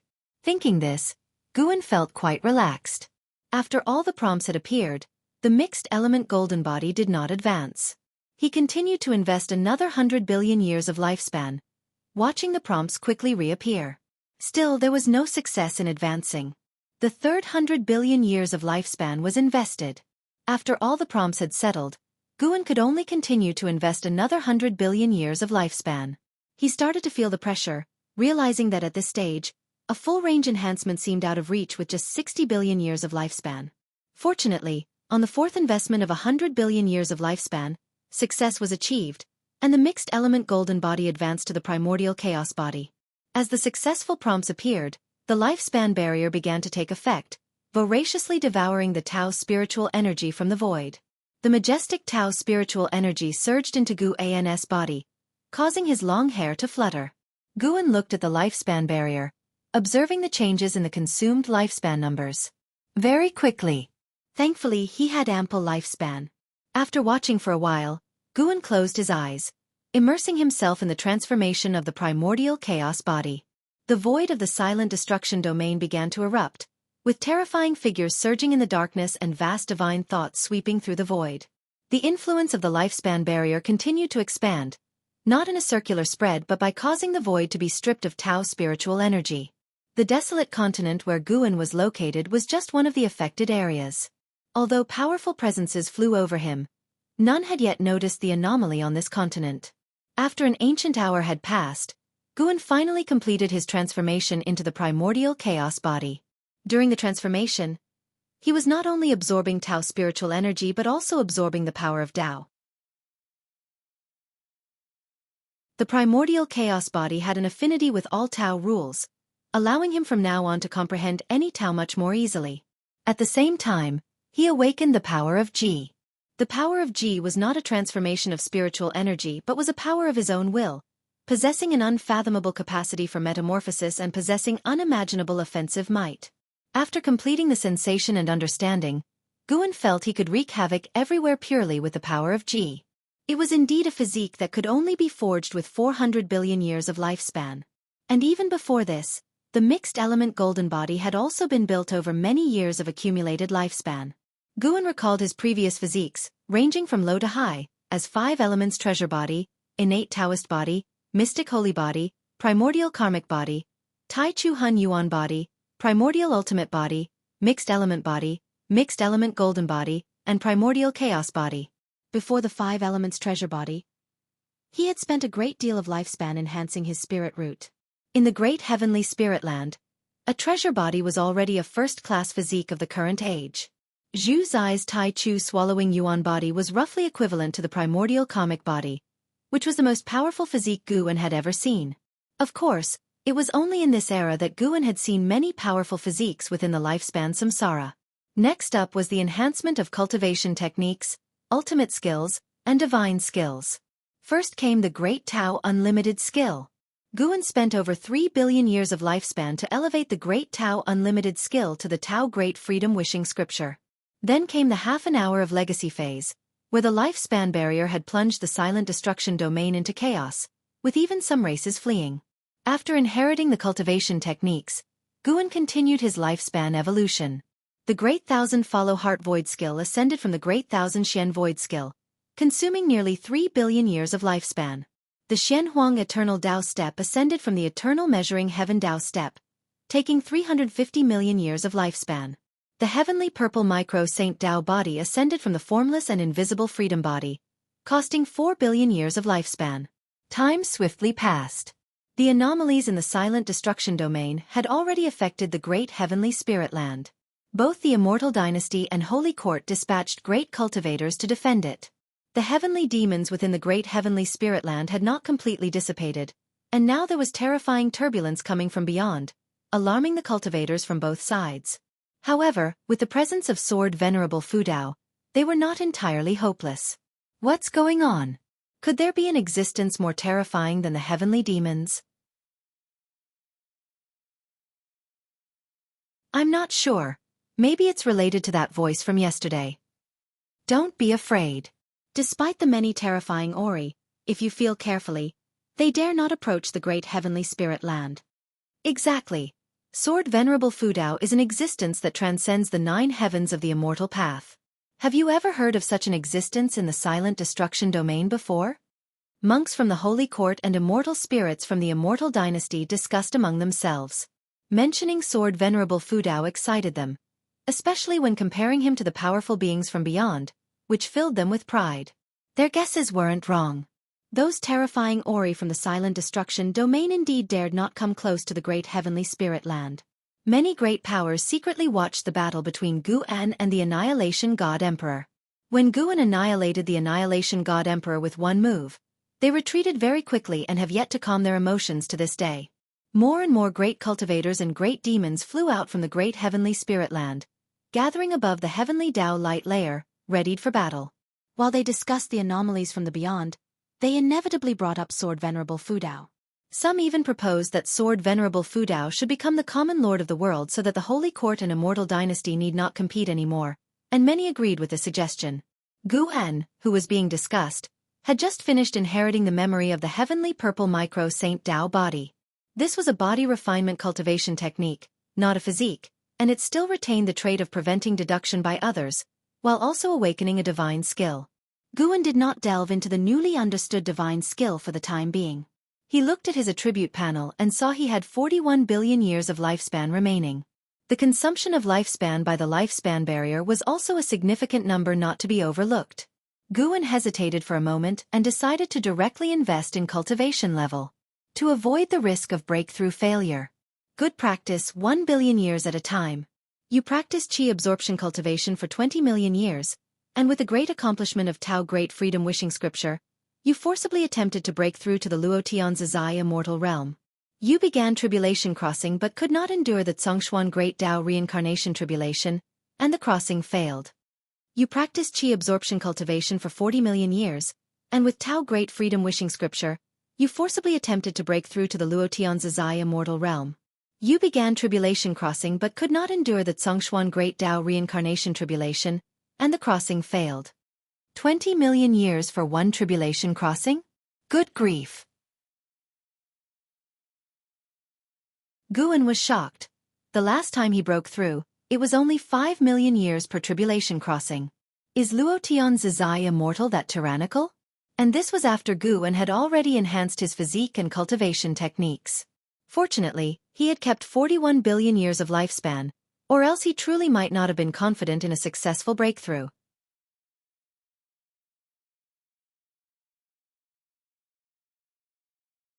Chapter 466. Breaking through to the late stage of the Luo Tian Freedom Immortal Realm 20 million years per tribulation crossing. That meant Guan's investment of 100 million years of lifespan could only sustain 5 tribulations. Almost without any suspense, they ended in failure.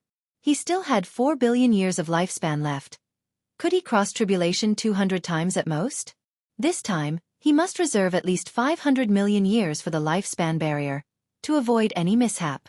Guan took a deep breath and continued investing lifespan, still in increments of 100 million years each. Above him the Tao spiritual energy surged like fog, as if the sky was churning, oppressive and spectacular. Great figures flitted by, visible one moment and gone the next. Guan didn't look up, focused on the investment of his lifespan. 100 million followed by another 100 million. Soon 10 billion years of lifespan disappeared, and Guan's complexion turned grim. Continue. Still in units of 100 million years, he kept investing. Guan's mood was relatively steady. As long as he could break through successfully, what did it matter if he only had 100 years of lifespan left?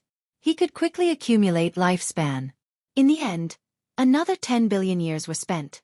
Guan, seeing that he only had 21 billion years of lifespan left, felt some trepidation. Was he constantly reincarnating during the 20 million years following a failed Zhongshuan Tao tribulation crossing?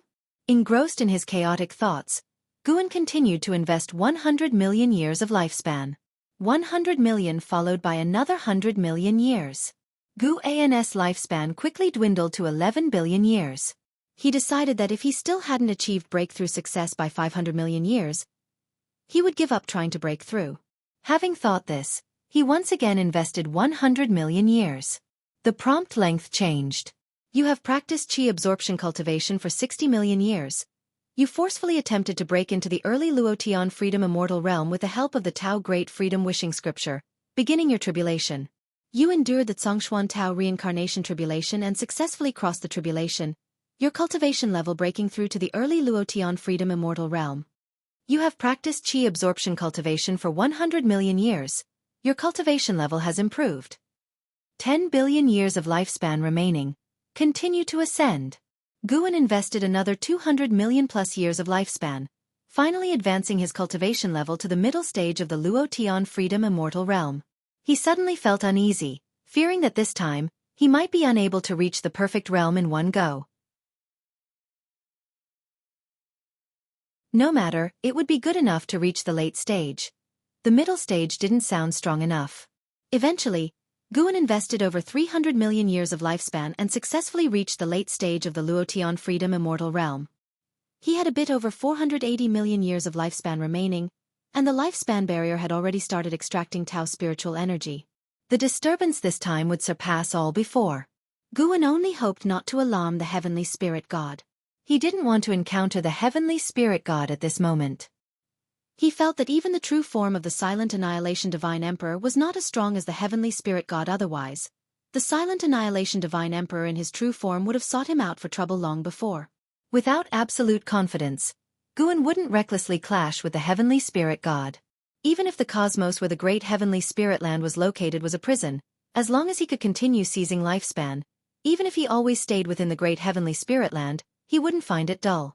Guan watched the lifespan barrier, ensuring the speed of lifespan consumption wouldn't threaten his life. After which, he relaxed and started to carefully sense the fortunes of his own body. From Shenyuan to Luotian, there must be extraordinary aspects. As Guan began his attempt to break into the realm of the Luotian freedom immortal, Tao spiritual energy was extracted from various places across the universe, with no traceable origin. Around the bounds of the great heavenly spirit land, the void churned up a Tao storm, howling ceaselessly and terrifying, causing those strong presences atop the heavenly Tao light layer to become incredibly nervous.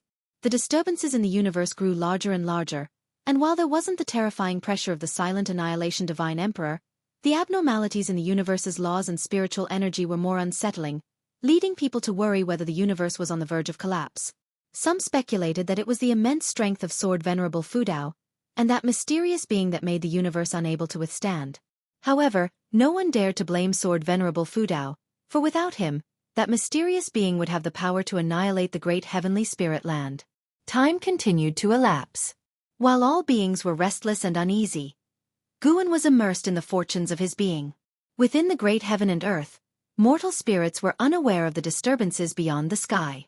With the retreat of the heavenly demons, a sense of renewal and jubilation spread across the land. Those mortal spirits who survived the great calamity expressed their gratitude towards Sword Venerable Fudao, and some had even begun preparations to erect monuments in his honor. Within the Third Medicine Valley, Zhu Luo Sword Monarch sat meditating atop a cliff, gazing up at the sky with a deeply furrowed brow. The location was very close to 10,000 Sword Mountain, and he had intended to meditate and gain enlightenment there. However, the increasingly frequent disturbances from beyond the sky made it impossible for him to calm his mind. What will happen next? Zhu Luo Sword Monarch wondered with confusion. Even beings like the Annihilation God Emperor had been destroyed, and he had thought there would be a period of calm. Unexpectedly, new changes had arisen so soon. He couldn't help but feel that the great heavenly spirit land was a place of constant disaster and turmoil. On second thought, he found it normal, considering it was the great heavenly spirit land, the center of the universe. Although it might not be the strongest land, its past made it clear that it would never be ordinary. After the battle had ended the day before, many people had arrived at the Third Medicine Valley, all wishing to visit Sword Venerable Fudao. LV Batian had specifically ordered the cultivators from the LV and G families to guard the surroundings of Medicine Valley to prevent Guan from being disturbed. Yi Lan and Zhen Qin, who had come to visit, were also stopped. Sword Venerable Fudao is my master. How dare you block my way? Zhen Qin exclaimed with wide eyes, annoyed. The middle-aged cultivator who had stopped her paled, saying solemnly, "Do not spout nonsense." After speaking, he instinctively glanced around, clearly wary of something. At that moment, a figure clad in tight black clothes and wearing a theatrical mask appeared out of thin air. Upon seeing him, the expression of the middle-aged cultivator became even more unnatural.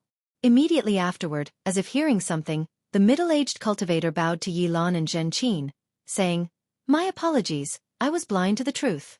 I am simply following orders. Please come in." Zhen Qin gave a glance at the figure in black and couldn't help but pout before pulling Yi Lan into the Third Medicine Valley. The figure in black vanished from the spot, and the nearby LV family cultivators crowded around the middle-aged cultivator, curious to know if the two women indeed were the disciples of Sword Venerable Fudao. The middle-aged cultivator took a deep breath and nodded slowly. This caused the others to turn and observe the retreating figures of Yi Lan and Zhen Qin, memorizing their faces so as not to act inappropriately if they met them again. After entering Medicine Valley, Yi Lan realized there were more people than the last time she visited, and many of them had cultivation levels she couldn't fathom. "Junior aunt, senior sister, you're here," an Exine walked quickly toward them, greeting them warmly. Seeing Yi Lan, both ladies also smiled. Zhen Qin went up to join her, linking arms with an Exine, and the two women immediately began chattering away. After a while, seizing a moment, Yilan asked, "Isn't senior brother here?" An Xian nodded and said, "He left early this morning, but he always returns quickly after leaving. Shall I show you where to stay first?" Yilan had no objections. Now that she knew Guan was sword venerable Fudao, she was even less worried that he would be away for long. The three women walked toward a cluster of attics, and Yilan suddenly asked, "An Xian, did you know about your true identity a long time ago?" Zhen Qin followed suit, turning her gaze to an Xian. An Xian let out a bitter smile. "How could I? I only found out yesterday as well." Upon hearing this, Yilan's face broke into a smile, and Zhen Qin followed, complaining about how well their master had kept the secret from her. With a sense of self-congratulation for having dodged the bullet, an Xian thought to herself, "Master, I have learned 1/10 of your ways." She was no fool. Yilan was clearly probing her, and she didn't want to start a conflict with her future mother-in-law. Although Yilan and Guan were simply fellow disciples at this point, in Nzin's eyes, the two were no different from Taoist partners. The three women began to recall the past, marveling that Guan had kept such a deep secret. Zhen Qin was curious. Guan had come to the supreme sect at a very young age, having been born into the Ji family. Had he disguised himself as an infant? An Xian brought up the topic of reincarnation tribulation, saying she had heard from a senior that once one's realm reached a certain level, they could enter reincarnation and be reborn, yet still be able to wield the power of their past life, which enlightened the two women. They began to discuss the concept of reincarnation tribulation. Elsewhere, Long Qing approached Blood Prison Great Saint, who had transformed into human shape. After transforming, Blood Prison Great Saint had not secluded himself in a room. Instead, he continued his vigilant watch at the foot of Guan's building. At that moment, Blood Prison Great Saint was practicing a certain divine skill, his palms concentrating blood qi. Combined with his white hair and horns, he looked fierce and sinister. "Brother Niu, how about a match?" Long Qing chuckled. Now that the heavenly demons had started to disperse, the strange feelings that had plagued his heart had vanished, and he was free to live his life. Blood Prison Great Saint opened an eye, ready to refuse, when suddenly he saw something which made a proud smile spread across his face. "You want to challenge me? You might as well challenge your senior brother first." "My senior brother?" Long Qing was surprised and instinctively turned, following Blood Prison Great Saint's gaze toward the entrance of Medicine Valley. There he saw a figure approaching, a handsome man dressed in silver chainmail and a white robe, whose sharp aura could not be concealed.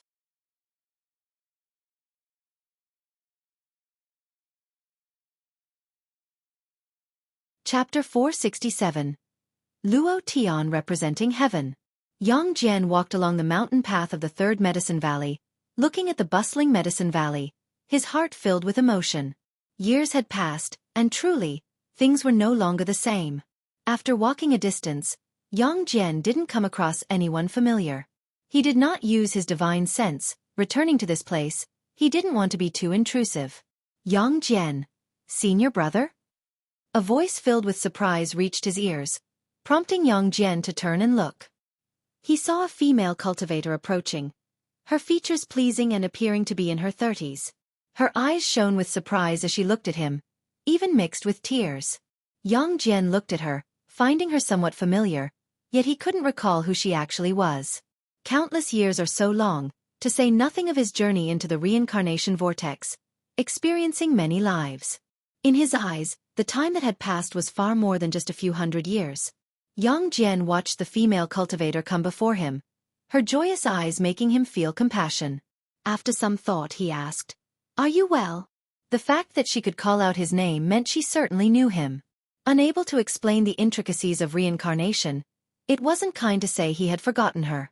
The female cultivator became even more excited, starting to recount her life after Yang Jian had left.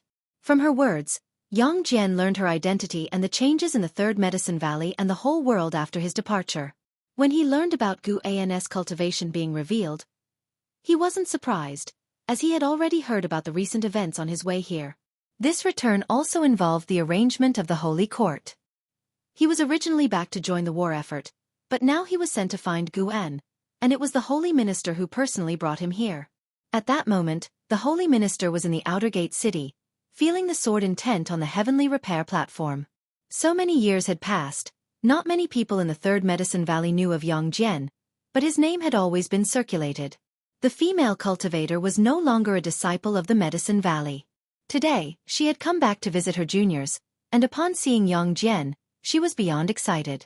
She introduced Yang Jian to everyone she met. Those who had heard his name were surprised, and those who hadn't showed warmth after learning he was Gu An's disciple. This eased Yang Jian's nervousness significantly. Carrying the mission of the Holy Court made him feel uncomfortable, but the Holy Minister had not required him to do anything outrageous, just to ask Guan for his opinions on the future of the world. Meanwhile, another person had arrived. Zhang Xianwang from the Immortal Dynasty. He had initially represented the Immortal Dynasty to win over the sword Venerable Fudao and had met Guan during this process. Many years had gone by, and he had almost forgotten Guan until the Yongxian Emperor summoned him and said that Guan was indeed the sword Venerable Fudao, even personally bringing him to the Third Medicine Valley. It wasn't until he stepped into the Third Medicine Valley that he, too, was stupefied. The vague memory of Guan became clear in his mind. When he recalled their past interactions, he found mysteries at every turn. Gu An's sunny smile seemed loaded with deeper meaning, leaving him feeling uneasy, unsure of how to face Guan. His steps slowed. Suddenly, he was afraid to confront Guan. What would he say to the one who had salvaged the entire great heavenly spirit land? What could he say? Zhang Xianwang was in turmoil, almost in a daze. Nobody greeted him along the way. It wasn't that the people of the Third Medicine Valley had become arrogant, but they had just experienced a huge battle the day before. Everyone was still excited and emotional, which couldn't settle down, plus Yang Jian was attracting a lot of attention. Suddenly, slap!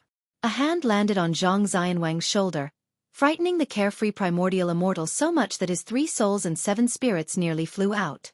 He instinctively turned around, and then, as if struck by lightning, he froze. "Brother Zhang, it's been a long time," Guan said with a smile on his face. He had just made a breakthrough and was in a good mood. He was now in the later stages of the Luo Tian Freedom Immortal Realm. He still had over 31 million years of life left. How could he not be happy? Beneath the happiness, he also felt some emotion.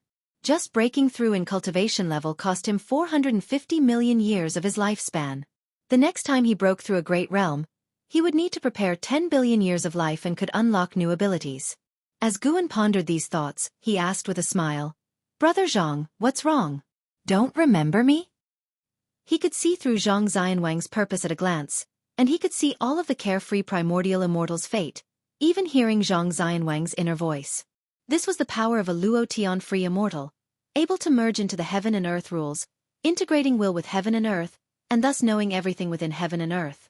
In a sense, Guan could become the sky of the great heavenly spirit land.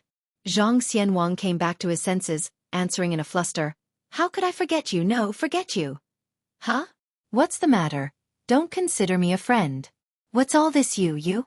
I don't like to hear it," Guan said with a stern eye.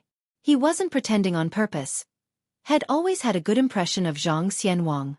When they first met, Zhang Xianwang didn't know his cultivation realm.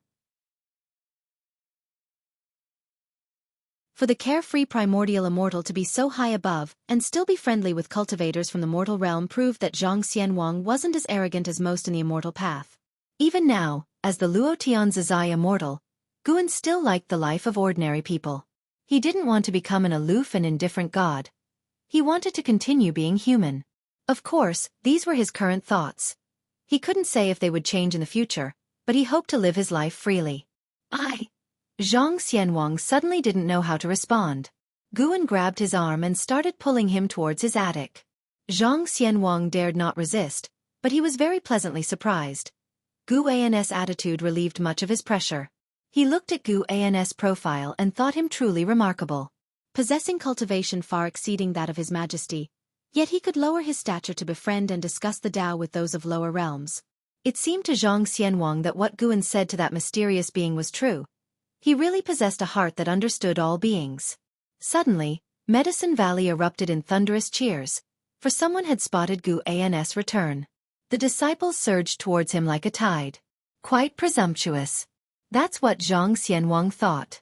He guessed Guan would scold the disciples for their lack of manners. However, what happened next astounded him.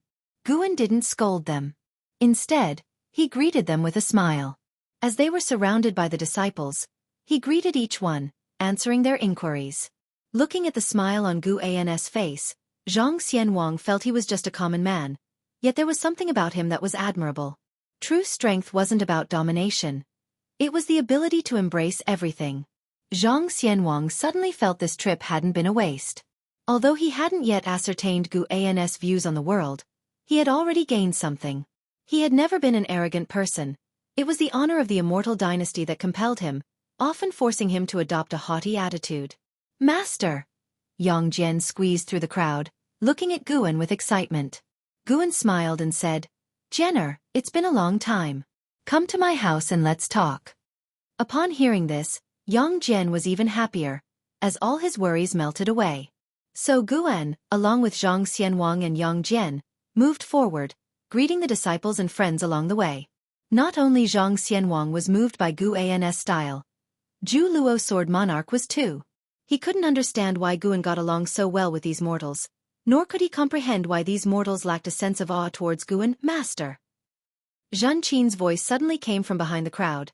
Guan, surrounded by all like the moon by stars, smiled at her and Yilan, then pointed to his attic and said, Let's talk in my house. Yilan looked at Guan like this, her face brimming with a smile. The senior brother was still the same senior brother. No matter how powerful, he was always so kind. It took a while before the five of them got back to the house. Guan had them sit down and then asked Zhan Qin to pour tea. Although Zhan Qin had long left Medicine Valley, she was not angry but happy to be given a task by Guan. The master still considered her one of his own. Guan first made small talk with Zhang Xianhuang, while also introducing Yilan and Yang Jian to him. Upon learning that this person came from the immortal dynasty, Yilan was surprised but quickly accepted it. Who in the whole world wouldn't want to make acquaintance with her senior brother now? But when Yilan learned that Yang Jian was actually the reincarnation of a holy king of the holy dynasty, she was a bit astonished. At the same time, she became more convinced that Guan was the reincarnation of a great power. Her childhood memories were not false. Zhang Xianhuang, however, was not surprised. He could sense the chief fortune of the holy court on Yang Jian and even the aura of an old acquaintance. Had he already left? Zhang Xianhuang thought of heaven's sect with a touch of regret. But he had already been tempered by the years and would not be saddened by this. I am aware of your purpose, Guan suddenly said, his smile gone from his face. In that moment, Zhang Xianhuang and Yang Jian felt immense pressure. It was as if they were facing the heavenly Tao.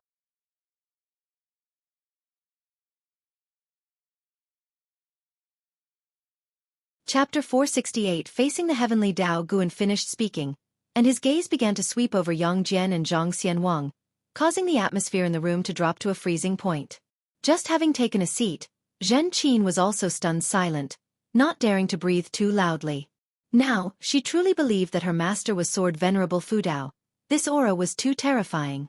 It was also the first time Yang Jian had felt his master display such an aura, and even though he had regained his memories from his previous life and possessed a wealth of experiences, he still felt a chill in the face of Guan's aura, feeling as though even the mana in his body had solidified. The nervousness that Zhang Xianhuang had felt earlier surged back, and his entire body stiffened. Yilan, on the other hand, wasn't nervous. She felt in the depths of her heart that Guan would never hurt her. Taoist friend from before, you speak. Facing the pressure from Guan, Zhang Xianhuang gritted his teeth and asked. Guan replied expressionlessly, I don't intervene in the conflicts of the great heaven and earth, but do not provoke me, and do not involve the mortal spirits. Immortals are different from mortals, not in terms of status, but because the gap in power requires a safe distance to be maintained. After hearing this, Yang Jian and Zhang Xianhuang immediately nodded in agreement. Guan then revealed a smile, the terrifying pressure completely disappearing, leaving Yang Jian, Zhang Xianhuang, and Zhen Qin somewhat in a daze. All right, I've said what you wanted to ask. Now we should talk about something cheerful. How have you all been these years, Jenner? You go first. Guan looked towards Yang Jian with a smile and asked. Yang Jian came back to his senses and immediately began recounting his experiences. Even with Zhang Xianhuang beside him, he did not hold back. Zhang Xianwang was very interested in his experiences. Yi Lan and Zhen Qin, upon hearing that Yang Jian had entered reincarnation, became interested. Unlike the three individuals from Medicine Valley, the two of them were at the mortal spirit realm. Even in their subsect where they held authority, they were still at the bottom of the immortal cultivation world and could not touch upon the matters of reincarnation. They had been to the mortal world to deliver wild ghosts to salvation, but they could not fathom how ghosts reincarnated. Guan also listened attentively, occasionally asking for details, and the atmosphere was very harmonious. Meanwhile, the anomalies outside outer heaven finally began to slow down, and the creatures of the silent destruction domain remained anxious. There had been pauses before, but soon after, the Tao spiritual energy would violently stir once more, so they did not dare to believe this peace would be the last. Time swiftly passed. Until dusk, Guan asked an Xian to settle Zhen Qin, Yang Jian, and Zhang Xianwang, while he spent time alone with Yi Lan. Guan looked at Yi Lan and said, "Ask what you want to ask." He had previously concealed his identity as Sword Venerable Fudao, and he could hear Yi Lan's thoughts, so he encouraged her to speak her mind. Indeed, Yi Lan had many questions, but seeing that Guan had kept her alone, willing to explain, her grievances melted away like mist before the sun. Who Guan was? Did it really matter? What was important should be that Guan, no matter his identity, was protecting her. Furthermore, seeing the commotion outside, Yi Lan understood why the identity of Sword Venerable Fudao had to remain a secret. Yi Lan smiled brightly and said, "How does it feel to be so admired?" Guan heard her question and knew she bore no grudge. Her junior sister was always so understanding. Guan shook his head with a smile and said, "It's all empty fame. In this world, a name might live longer than the person, but it cannot withstand the passage of time. But that's for ordinary people. With elder brother's prowess, people will surely talk about you forever."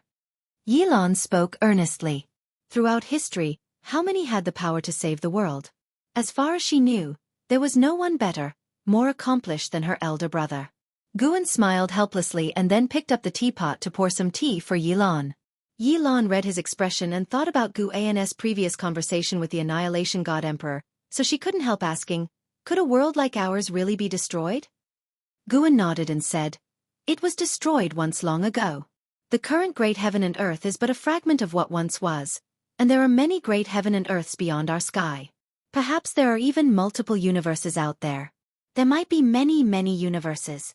Even I feel very small in comparison." Hearing this, Yi Lan's imagination took flight and she exclaimed earnestly, "There are people beyond our people, and skies beyond our sky. I really want to see what lies beyond outer heaven, but alas, I am not qualified." Guan looked at her and said, "If you wish to go, I can take you." Yi Lan was somewhat tempted, but she still shook her head and said, "Let's not, I am afraid that seeing it will only make me more discontent." She then looked steadily at Guan and asked, "Elder brother, is there truly a chance in reincarnation? Will the me in my next life still be me?" She had become intrigued by reincarnation after hearing Yang Jian's experiences. Moreover, the primordial reincarnation skill could accumulate cultivation level across reincarnations. Previously, she did not believe in it, but now she thought that perhaps embarking towards death was the beginning of innate reincarnation. Hearing her thoughts, Guan answered, "Of course there is. The path of immortal cultivation is to explore the path of Tao, and reincarnation is also a form of Tao. If you can recover your memories in your next life, then you are still you. But even if memories are not recovered, you are still you. Your soul has not changed. Reincarnation might erase memories, but it can't alter your nature, nor can it change the deep-seated desires that burst forth from your heart." He had always felt that one's nature was determined by the heavens, that it's the experiences of life that suppress nature and shape principles, thereby forming a new person. Like in his previous life, he understood many truths, but he found it hard to control his own will and desires. Even now, though he was strong, many thoughts sprouted in his mind, thoughts that sometimes conflicted with his understanding of the path. Cultivation is about cultivating the heart, for by cultivating the heart, one can control their nature. Yi Lan revealed a smile and said, "I also want to reincarnate, and I don't know whether in the next life my senior brother will still find me." Up to now, she no longer doubted Guan's abilities. She believed that to Guan reincarnation was just an ordinary matter. Guan raised an eyebrow and said, "Of course I'll find you. I'll tie you to my side. Trap you lifetime after lifetime. Are you afraid?" "That's great. I just fear you wouldn't want me anymore." Yilan pretended to be pitiful. Guan laughed and said, "I'm just afraid the subconscious you will be rebellious. Don't treat me like an enemy then." Yilan looked steadily at Guan and said, "That's impossible. Whether or not I have memories, as long as I see you, I will trust you completely. Even though I have never been through reincarnation, I firmly believe this." Guan and her locked eyes, listening to the voice of her heart, and the room fell quiet alongside them. "Senior brother, what does it feel like to guard alone, to watch old acquaintances constantly reincarnate?" Yilan continued to ask. She was certain that Guan had lived for countless years. She couldn't even tell if her past life was closely related to Guan, which is why he took such good care of her. Guan looked out the window and said, "You see the leaves falling from that tree, and new shoots growing, what do you feel?" Yilan followed his gaze and looked outside the window, her thoughts drifting. Guan's Taoist intent enveloped her, helping her to comprehend the natural ways of heaven and earth. Both watched out the window, lost in thought. Before Guan's eyes, all the past resurfaced. When he had nothing else to do, he would recall the past, including his experiences on Earth from his former life, remembering always where he came from, and for what he pursued immortal cultivation. As Guan's thoughts drifted, a breeze rose outside the window, stirring the old tree beside the attic. Just as he said, some leaves were blown away. That leaf seemed unwilling to hit the ground, fluttering and struggling in the wind, rising and falling with it. It flew across the scarlet sky, entering a blue sky dotted with white clouds, then gently landed in the palm of Guan's hand. This landing marked several centuries of time. Dressed in white, Guan stood in front of a tombstone, gazing at the leaf in his hand with deep eyes. Beside him, a hand reached out, trying to grab the leaf in his palm, but passed right through it. "Is this what it feels like to be dead? It's quite strange." Yilan's soul stood next to Guan, excitedly speaking. Guan glanced at her helplessly saying, "You're about to reincarnate, and still you're this happy?" Yilan said proudly, "Naturally I'm happy. I get to start my life over, and I have no regrets from these 400 years. 420 years had passed since Guan broke through to the Luotian Freedom Immortal Realm. Since their talk 400 years ago, Yilan had been eager to reincarnate early, feeling she had no hope for pursuing the Tao in this life. But Guan had her wait, and during these 420 years, she resigned from her position as an elder of a subsect and stayed in the Third Medicine Valley, receiving Guan's guidance in cultivation. In Guan's words, accumulating an understanding of the heaven and earth rules before reincarnation would make cultivation easier in the next life. Hearing her words, a smile appeared on Guan's face. He tossed the leaf from his hand and raised his hand to touch Yilan's face. Yilan did not dodge, but when Guan's hand touched her cheek, she couldn't help but widen her eyes in astonishment. Then she understood. Her senior brother was so powerful, crossing the barrier between yin and yang was not difficult. Guan touched her face, thinking of the girl that always clung to him in the past. Unbeknownst to him, she had accompanied him for more than 1,500 years. Guan said with a smile, "Are you ready?" Yilan nodded and took a deep breath. Guan withdrew his hand, then waved his sleeve, and an irresistible force swept up Yilan's soul, sending her flying toward the sky. Yilan watched Guan on the ground getting further and further away, her excitement fading, replaced by a fear of the unknown.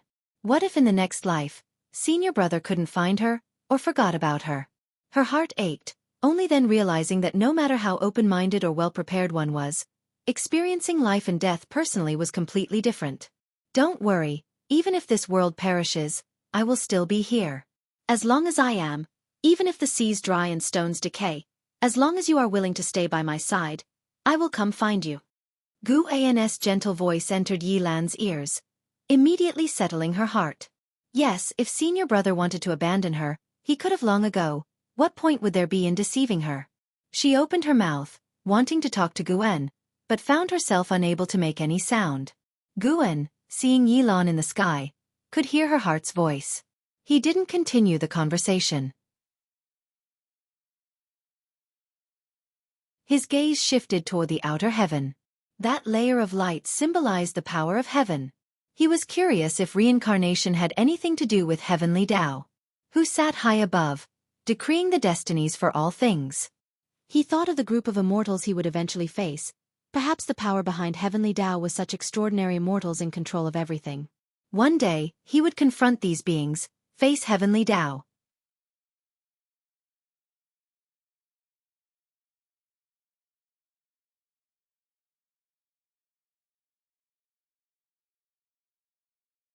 Originally, Anzin's maximum lifespan had not been high, just like Yilan and Zhenqin, rather ordinary, but as her realm continuously improved, cultivating the same primordial reincarnation skill, the extreme lifespan brought about by her released cultivation level was increasing.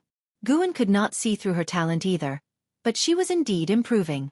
As long as she stepped into the Nirvana realm, she could break through her limits and not be suppressed by extreme lifespan for a long time. Now thinking about it, when Anhao and Anzin's hometown was attacked by demons, and only the two of them survived, perhaps it wasn't just Anhao's strong chi fortune. Anzin's chi fortune was also not simple. It's just that she had not revealed her talent as quickly as Anhao. I have already been trying hard, but increasing cultivation in Mahayana realm, from the 8th to the 9th floor, is very difficult. Give me some more time. An Xian shook Guan's arm, coquettishly. Guan just tapped her lightly and did not scold her. Keep up your current endeavor. Perhaps you really could surpass Hauer and Jenner. Guan whispered softly, laughing, which immediately excited an Xian. With the master saying this, she really held hope of surpassing them. In fact, over these years, she had felt the changes in herself, and this transformation made her increasingly confident. Of course, she felt that all such transformations were gifts from her master. The master and disciple continued chatting this way as they headed back to the valley. None of the disciples dared to disturb Guan along the way, as they all knew of Yilan's death. 420 years had passed, and 7 to 8 out of 10 disciples in the valley had changed. The current disciples had initially entered the valley watching Yilan cultivate beside Guan, and in their hearts, Yilan was not just an uncle master but more like a mistress. When Guan passed by 10,000 Sword Mountain, he turned around and walked towards a figure at the foot of the mountain. Seeing this, an Xian did not follow but waited in place. Zhu Luo Sword Monarch stood in front of the stele, eyes closed, as if perceiving something. Guan came beside him and asked, "Did you feel it too?" Zhu Luo Sword Monarch opened his eyes and turned to pay his respects, his expression solemn. "I have seen that power before. They have invaded the universe many times." Guan looked up at the sky. "Do you think their arrival is related to that divine emperor?" Zhu Luo Sword Monarch frowned. He felt that Guan was testing him. With Guan's cultivation level, his understanding of the universe definitely surpassed his own. Having spent several hundred years in the Third Medicine Valley, he had gained deep insights and felt that the shackles of a higher realm were loosening. He credited this to Guan's dojo, so he pondered every word from Guan carefully. Perhaps after all, your battle with him was too shocking.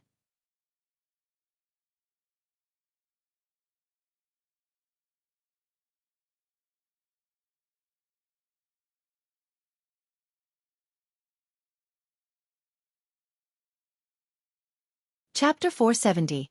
Devouring Heaven and Earth. After sending Yilan away, Guan's life still continued. Although his heart was filled with melancholy, he did not stop striving to become stronger. Every 2 days, he would go out to gather medicinal herbs from various medicine valleys, and take the opportunity to guide those guarding the valleys, leading a fulfilling life. As summer gave way to autumn, the desolate yellow slowly covered the rivers and mountains of the world. On this day, a man dressed in black descended from the sky and landed on a mountain peak at the edge of the Third Medicine Valley. With black hair billowing and robes fluttering, he exuded an air of vigor. It was Leah. Returning after hundreds of years, he looked at the Third Medicine Valley with profound emotions in his heart. His gaze swept across every corner of the Third Medicine Valley, finding many places both familiar and foreign. When his eyes fell on a pavilion, a complex expression emerged on his face. Even though he had reached the Nirvana realm, facing an old friend of yesteryear still made him nervous. The thought of calling Guan primordial ancestor made his face flush with heat. Despite having mentally prepared himself for centuries, his mood would fluctuate whenever he remembered. However, he reminded himself that without Guan's care, how could he have reached this day? Just the divine exotic city within him alone provided him with an invincible confidence. Taking a deep breath, Leah prepared to descend the mountain, when suddenly he saw two people rushing up the side. One was ahead of the other, and they quickly arrived in front of Li Ya. The blood prison great saint sized up Li Ya with a teasing look in his eyes. The one who followed, Long Qing, stopped and looked at Li Ya thoughtfully, then suddenly asked, "Could you be Martial Uncle Li Ya?" Li Ya nodded slightly. He had some impression of Long Qing, though not very clear, but judging by the address, the latter should be Gu An's disciple. "Master often talks about you," Long Qing said with a smile. "He says that you became a heavenly genius and got carried away, never coming back to see him." Long Qing was not particularly interested in Li Ya. He had only heard Guan mention him occasionally. Hearing this, Li Ya's face darkened in an instant, and he snorted coldly. "Is that really what he said?" The blood prison great saint interrupted, saying, "Brat, have you forgotten me?" His first battle in the great heavenly spirit land had been against Li Ya and Jianghu, which led to his suppression for nearly 1,000 years. Although now it seemed a blessing in disguise, he always found Li Ya irritating, and whenever Li Ya returned to the valley and saw him transformed into the bull demon, he would mock him. In fact, when he was a bull, he felt that everyone was mocking him. To him, even their smiles seemed offensive. Li Ya's gaze settled on the blood prison great saint, scrutinizing him closely. Then, with a dramatic change in his expression, without saying another word, he raised his right hand, summoning the divine exotic city, which quickly enlarged and hung high in the sky. Long Qing also looked up, his mouth agape, astonished by the divine exotic city. His own chi strength was already formidable, but as someone who spent most of his time in the supreme sect, he rarely saw such supreme treasures. Li Ya fixated on the blood prison great saint, asking in a heavy voice, "What are you doing here?" The past blood prison great saint had been extremely violent, and although his appearance hadn't changed now, his demeanor was worlds apart, which was why Li Ya had not recognized him immediately. Remembering the battle from years ago, Li Ya inevitably thought of Jianghu, and his mood instantly turned to annoyance. Jianghu had always been a thorn in his side. He felt he had failed to take care of Jianghu, leading to the latter's current situation, where his whereabouts and life or death were unknown. The blood prison great saint taunted, "I've been here for 1,000 years and you're asking me? You should be the one I'm asking. Every time you return him here, it's just that you have eyes but fail to recognize." Li Ya furrowed his brow, reflecting carefully. Long Qing looked left and right, thinking to himself, why haven't they started fighting yet? He often sparred with the blood prison great saint and, as he had never won, he wanted to see the great saint take a beating. Perhaps Li Ya's cultivation level was not as high as the blood prison great saint's, but Long Qing had heard of the formidable reputation of the divine exotic city. It was said to be a pseudo-immortal path supreme treasure, capable of contending with wandering immortals. The appearance of the divine exotic city attracted more and more disciples to fly over. Li Ya calmed down and immediately retracted the divine exotic city into the palm of his hand. The blood prison great saint's appearance here meant he was no longer an enemy. At the very least, Guan had taken him in. Speaking of which, he held no grudges against the blood prison great saint. They had only fought over a chance opportunity back then, and he had been utterly defeated. An Xian flew over and landed on the edge of the cliff. She glared at the blood prison great saint and Long Qing for a moment before turning to Li Ya. She lifted her hand in a salute and said, "Martial Uncle Li Ya, the master has been waiting for you for a long time. Please come with me." Li Ya remembered an Xian, and he was somewhat surprised. After many years, an Xian no longer resembled an ordinary woman. Her every movement carried the aura of a highly cultivated being.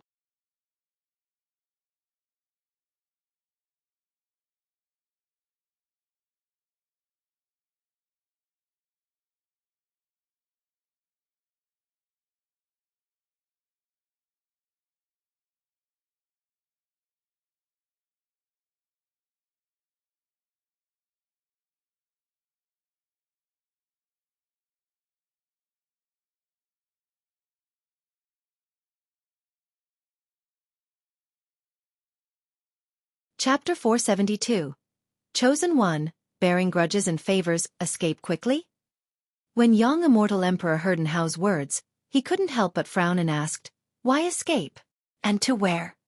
An Hao was about to speak when suddenly, from within the celestial Tao golden core, fierce golden flames erupted, rapidly burrowing into An Hao's brow. In an instant, An Hao's eyes widened. He then raised his hand, grabbing his head. He tilted his head back, and a golden thread-like line appeared on his brow, resembling the slit of an eye.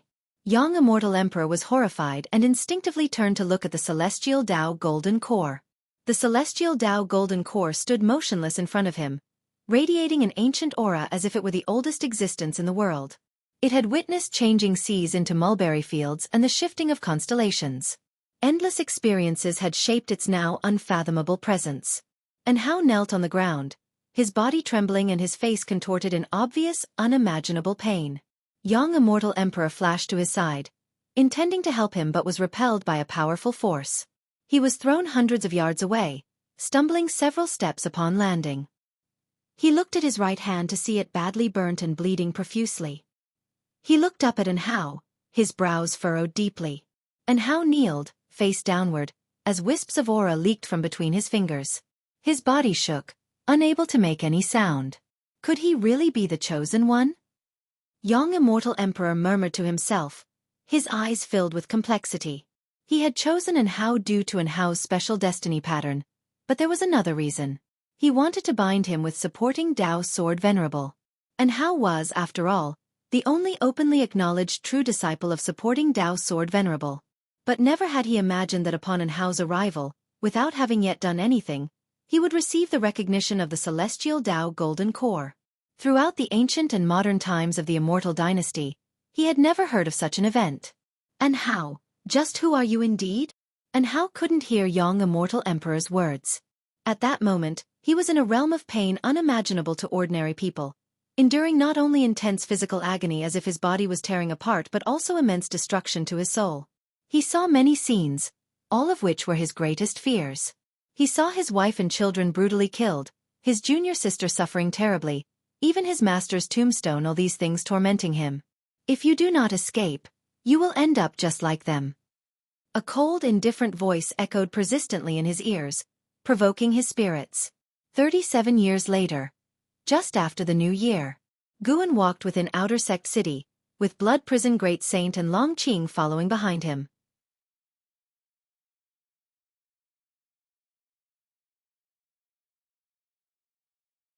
Guan saw through the origin of that group of sword cultivators with one look. Great Hong Sword Heaven. Summoned by Zhu Luo Sword Monarch. Great Hong Sword Heaven was ready to establish a sect in the seas near the Taitsong continent and support Guan at any time. Guan didn't care much about it. He was more concerned about another thing. That was, Xiao Chuan's Tao Destruction Destiny Seal had appeared. Meaning, Xiao Chuan was soon to be born in the celestial spirit great world. After many years, Guan finally awaited Xiao Chuan. The thought of soon reuniting with his junior made Guan very happy. He even started humming a tune. Seeing his good mood, Long Qing boldly inquired about the origins of the sword cultivators they had just seen. There will be many opportunities to interact in the future. Guan casually answered, now even more so like an enlightened person, knowing everything but unwilling to say, letting others experience for themselves. Not to mention, this feeling of foreseeing the future and witnessing fate was pretty good. At the same time, among the mountains, a wooden house was situated halfway up the slope, and a couple stood in front of a cliff, gazing at the green mountains and blue waters. The woman held a baby in her arms, looking down at her son with worry visibly covering her beautiful face. She turned to her husband next to her and said, "Husband, you haven't named our child yet, you don't want to go back, do you?" Her husband, dressed in black with slightly grayed temples beside his handsome face, looked mature yet had a sense of vicissitude. "It's precisely because he was born that I must go back.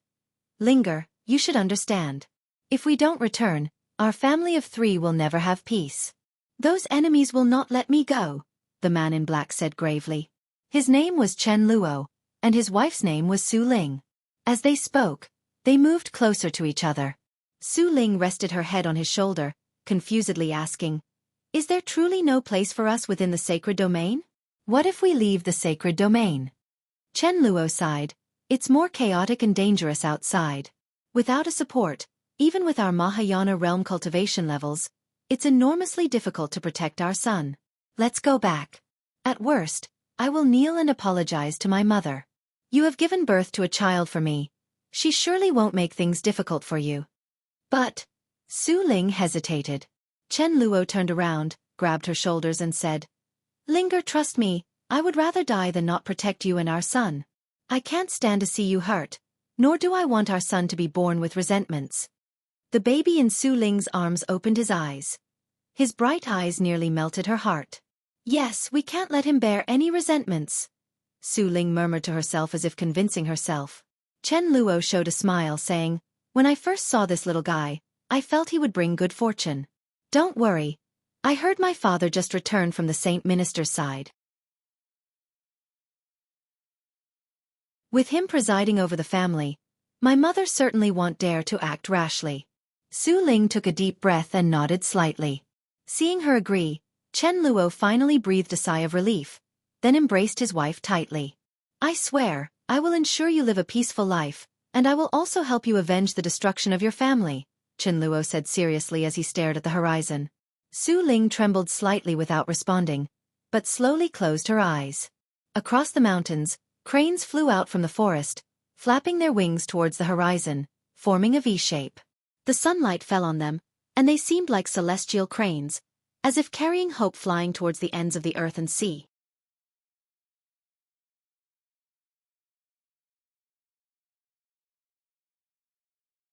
Chapter 473.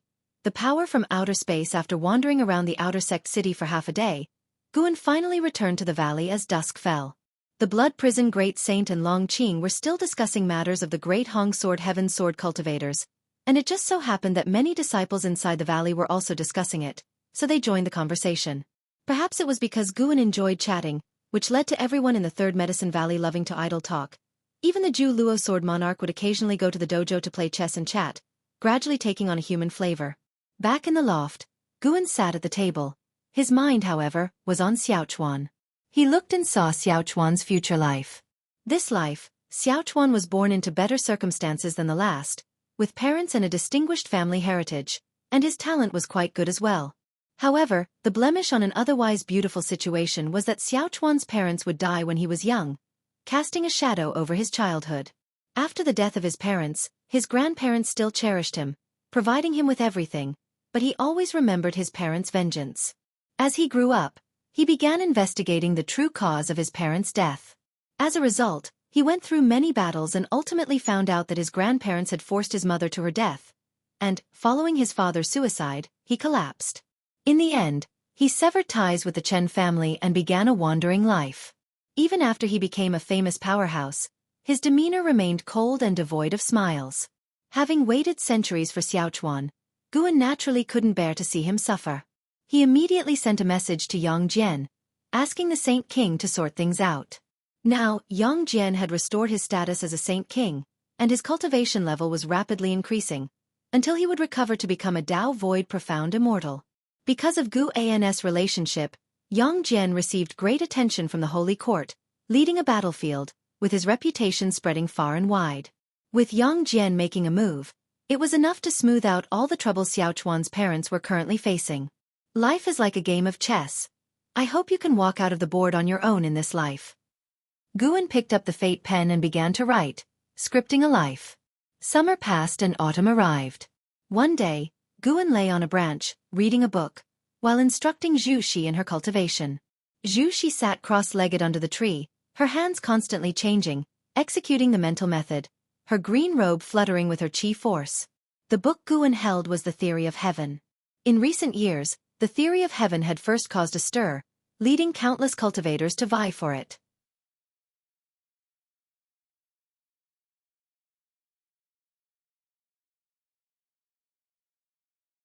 Yang Jian also made it clear to not let the child bear any grudges, to avoid affecting his Dao heart. Hearing this, the face of Chen Luo's mother turned unnatural, but in face of Yang Jian, she still had to force a smile. Guan had foreseen this entire process earlier, but he suddenly looked up because Xiaochuan's fate had changed.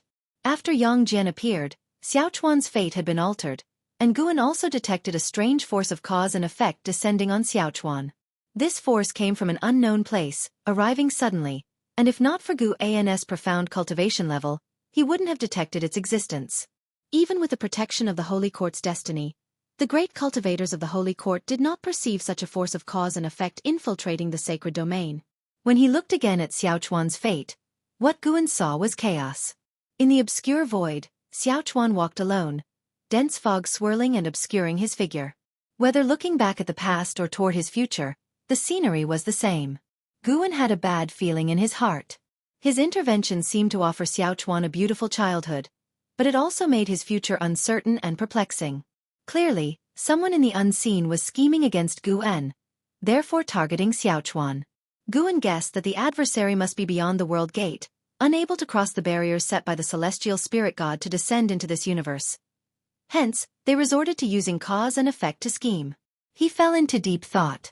Seeing that Guan did not wish to say more, Zhu could only hold back her confusion and continue meditating with closed eyes. Meanwhile, in the Chen family's mansion, the great hall was lively and prosperous. Everyone gathered around Su Ling, all eyes on Xiaochuan in her arms. This child is indeed exceptional. His features radiate a saintly aura. Nonsense. Otherwise, why would the entity behind the Saint King take interest in him? Our Chen family is on the rise. Yes, what is the child's name? I could promise my daughter to him. You wish. The child is destined for the great Tao. Keep your little ideas to yourself. Don't displease that great being by offending the Chen family. The Chen family cultivators kept praising Xiaochuan, and Su Ling's smile never ceased. She felt as if she were in a dream. This was completely different from what she had imagined before arriving, and she could only laugh foolishly. Chen Luo was also bemused, as he was complimenting Yang Jian along with his father and the elders of the house. Yang Jian sat in his chair, sipping tea while observing Xiaochuan, curious as to why his master had taken an interest in the boy. Just then, Su Ling's expression suddenly changed, her mouth opened, her pupils contracted, and her body stiffened. Before the people around her could react, she suddenly dissolved into a pool of blood and spilled to the floor, with Xiaochuan following, dropping towards the ground. Yang Jian appeared out of nowhere, catching Xiaochuan. He looked in horror at the blood beside him, and the great hall instantly fell silent.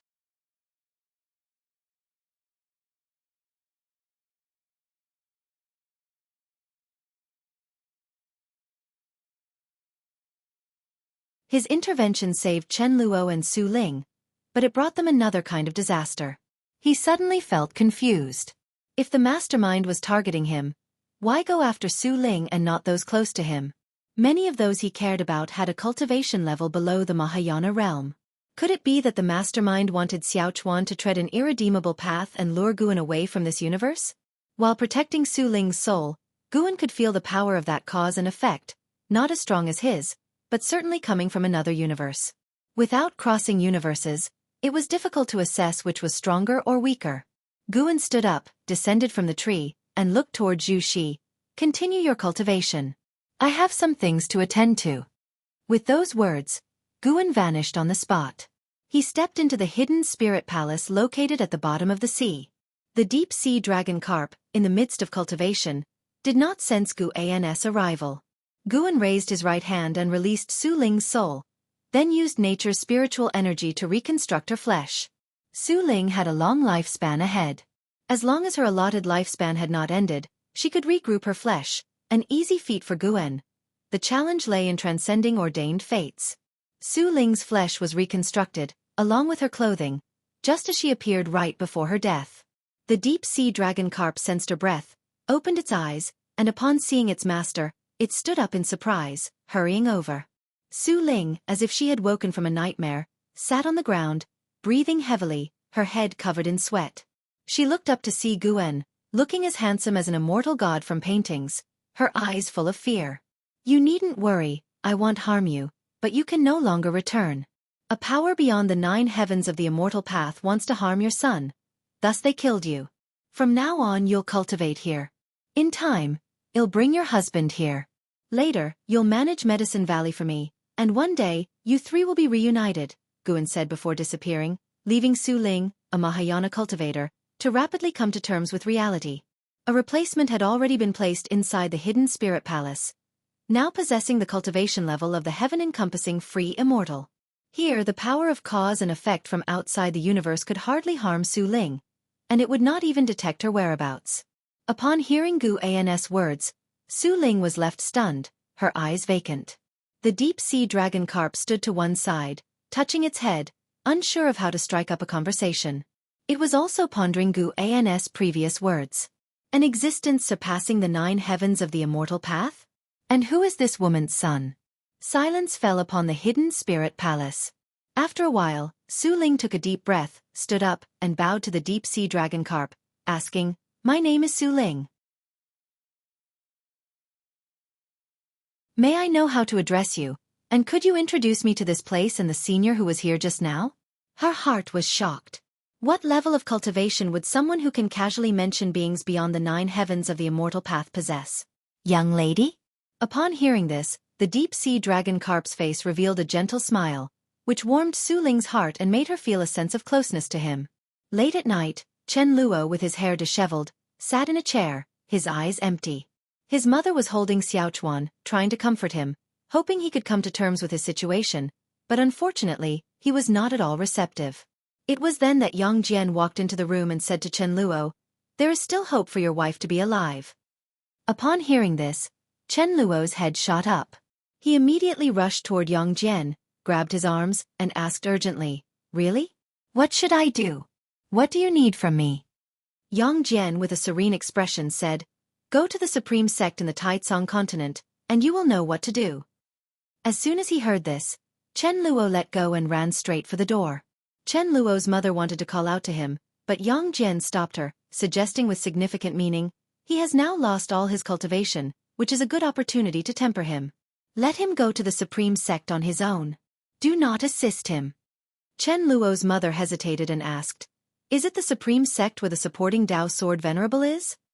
Yang Jian nodded slightly, and Chen Luo's mother immediately breathed a sigh of relief, even showing a hint of surprise in her eyes.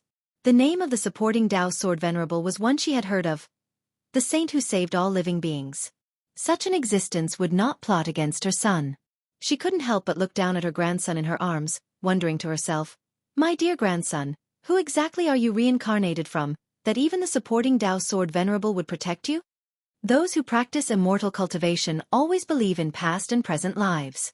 Knowing that her grandson had a past life, she did not reject the idea. Instead, she liked him even more. Perhaps this grandson would bring a prosperous opportunity to the Chen family. It was winter, and snowflakes were fluttering down. Guan stood on the tower, watching the snow.